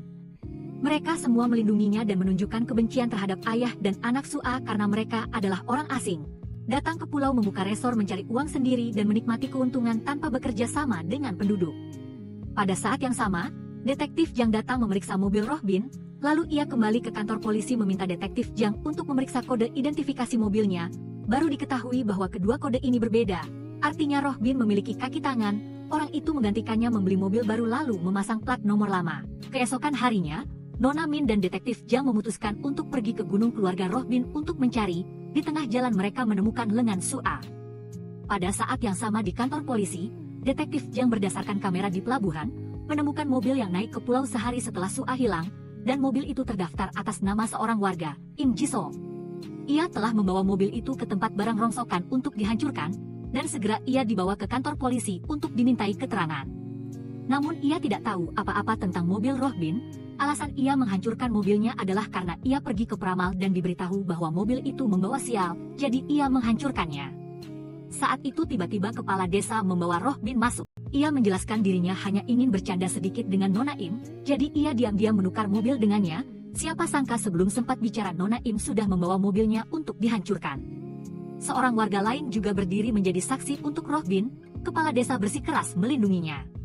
Ia dengan keras membentak polisi, memaksa mereka untuk melepaskan semua orang, TCI menyadari bahwa seluruh penduduk pulau adalah kaki tangan yang saling menutupi. Maka keesokan harinya mereka mengadakan rapat, mengumumkan kepada semua orang bahwa mereka akan segera menemukan Sua berdasarkan lokasi UFO nirkabel. Karena kurangnya pengetahuan, penduduk mudah tertipu. Malam harinya Nona Min dan Detektif Jiang hanya perlu mengawasi pelaku mencari mayat Sua. Setelah beberapa saat mengawasi, mereka pun menampakkan diri. Tidak lain adalah 4 orang yang saling menutupi di kantor polisi. Tak disangka ada juga polisi yang meminta untuk ikut menggali karena sebelumnya ia juga hadir dalam acara minum-minum. Keempat orang itu mabuk sehingga menyerahkan mobilnya kepadanya untuk dikendarai. Kembali ke masa kini, saat mereka menggali mayat. Nona Min dan Detektif Jiang juga muncul, 5 penjahat ditangkap. Tetapi mayat itu bukan Sua melainkan temannya yang telah menyelamatkan gadis itu. Pada saat yang sama, Detektif Jiang juga menyelidiki tempat Sua ditahan lalu membawanya pulang dengan selamat kepada ayahnya. Menurut cerita Sua, teman laki-laki itu bernama Rohbin, hari itu adalah hari ulang tahunnya. Setelah merayakan ulang tahun bersama, keduanya mengikuti jalan setapak kembali lalu bertemu dengan mobil 5 orang itu. Rohbin mendorong Sua ke samping, sementara ia sendiri tertabrak. Rohbin memeriksa dan melihat bahwa Rohbin sudah meninggal, lalu ia beralih ke Sua. Setelah menemukan gadis itu masih hidup, mereka mulai memikirkan cara untuk melenyapkan kedua orang itu. Awalnya polisi meminta untuk mengubur hidup-hidup keduanya, tetapi setelah itu membawa mayat Rohbin ke gunung terlalu berat sehingga mereka memutuskan untuk hanya mengunci Sua. Sekarang semuanya sudah jelas, kepala desa tidak puas dan menentang polisi, tetapi sekarang kekuasaannya tidak ada lagi. Jika melakukan kejahatan harus ditangkap dan dihukum setimpal. Setelah berhasil memecahkan kasus ini, TCI untuk pertama kalinya tampil di hadapan pers, menerima pujian dan pengakuan dari semua orang. Semua anggota dipromosikan ke posisi yang lebih tinggi. Namun, mereka tidak sombong melainkan terus merayakan di restoran kecil yang biasa mereka datangi. Setelah itu TCI dihidupkan kembali tetapi dalam kapasitas baru sebagai tim investigasi Biro Kepolisian Nasional. Sebelumnya, TCI telah mengakhiri pertarungannya dengan TCI. Setelah itu, TCI memutuskan untuk membeli mobil sendiri. Ia melupakan masa lalu tetapi tidak melupakan kecelakaan Putri Pak Kim. Hanya saja sekarang semuanya lebih ringan bagi ia dan Pak Kim. Nona Min bertemu kembali dengan wakil komisaris. Sekarang posisi mereka setara, jadi membuka kembali kasus korupsi yang pernah ia lakukan adalah hal yang sangat mudah bagi Nona Min. Ini bukan hanya peringatan kosong, Nona Min akan membuktikan perkataannya. Setelah itu ia pergi, meninggalkan wakil komisaris dalam kebingungan. Realitas film ini adalah realitas masyarakat saat ini, ketika orang meninggal dalam kecelakaan lalu lintas, menduduki peringkat tertinggi dalam daftar kematian manusia. Oleh karena itu, ketika berpartisipasi dalam lalu lintas, semoga semua orang mengingat kalimat, cepat 1 menit, lambat seumur hidup. Film ini berakhir di sini, sampai jumpa lagi.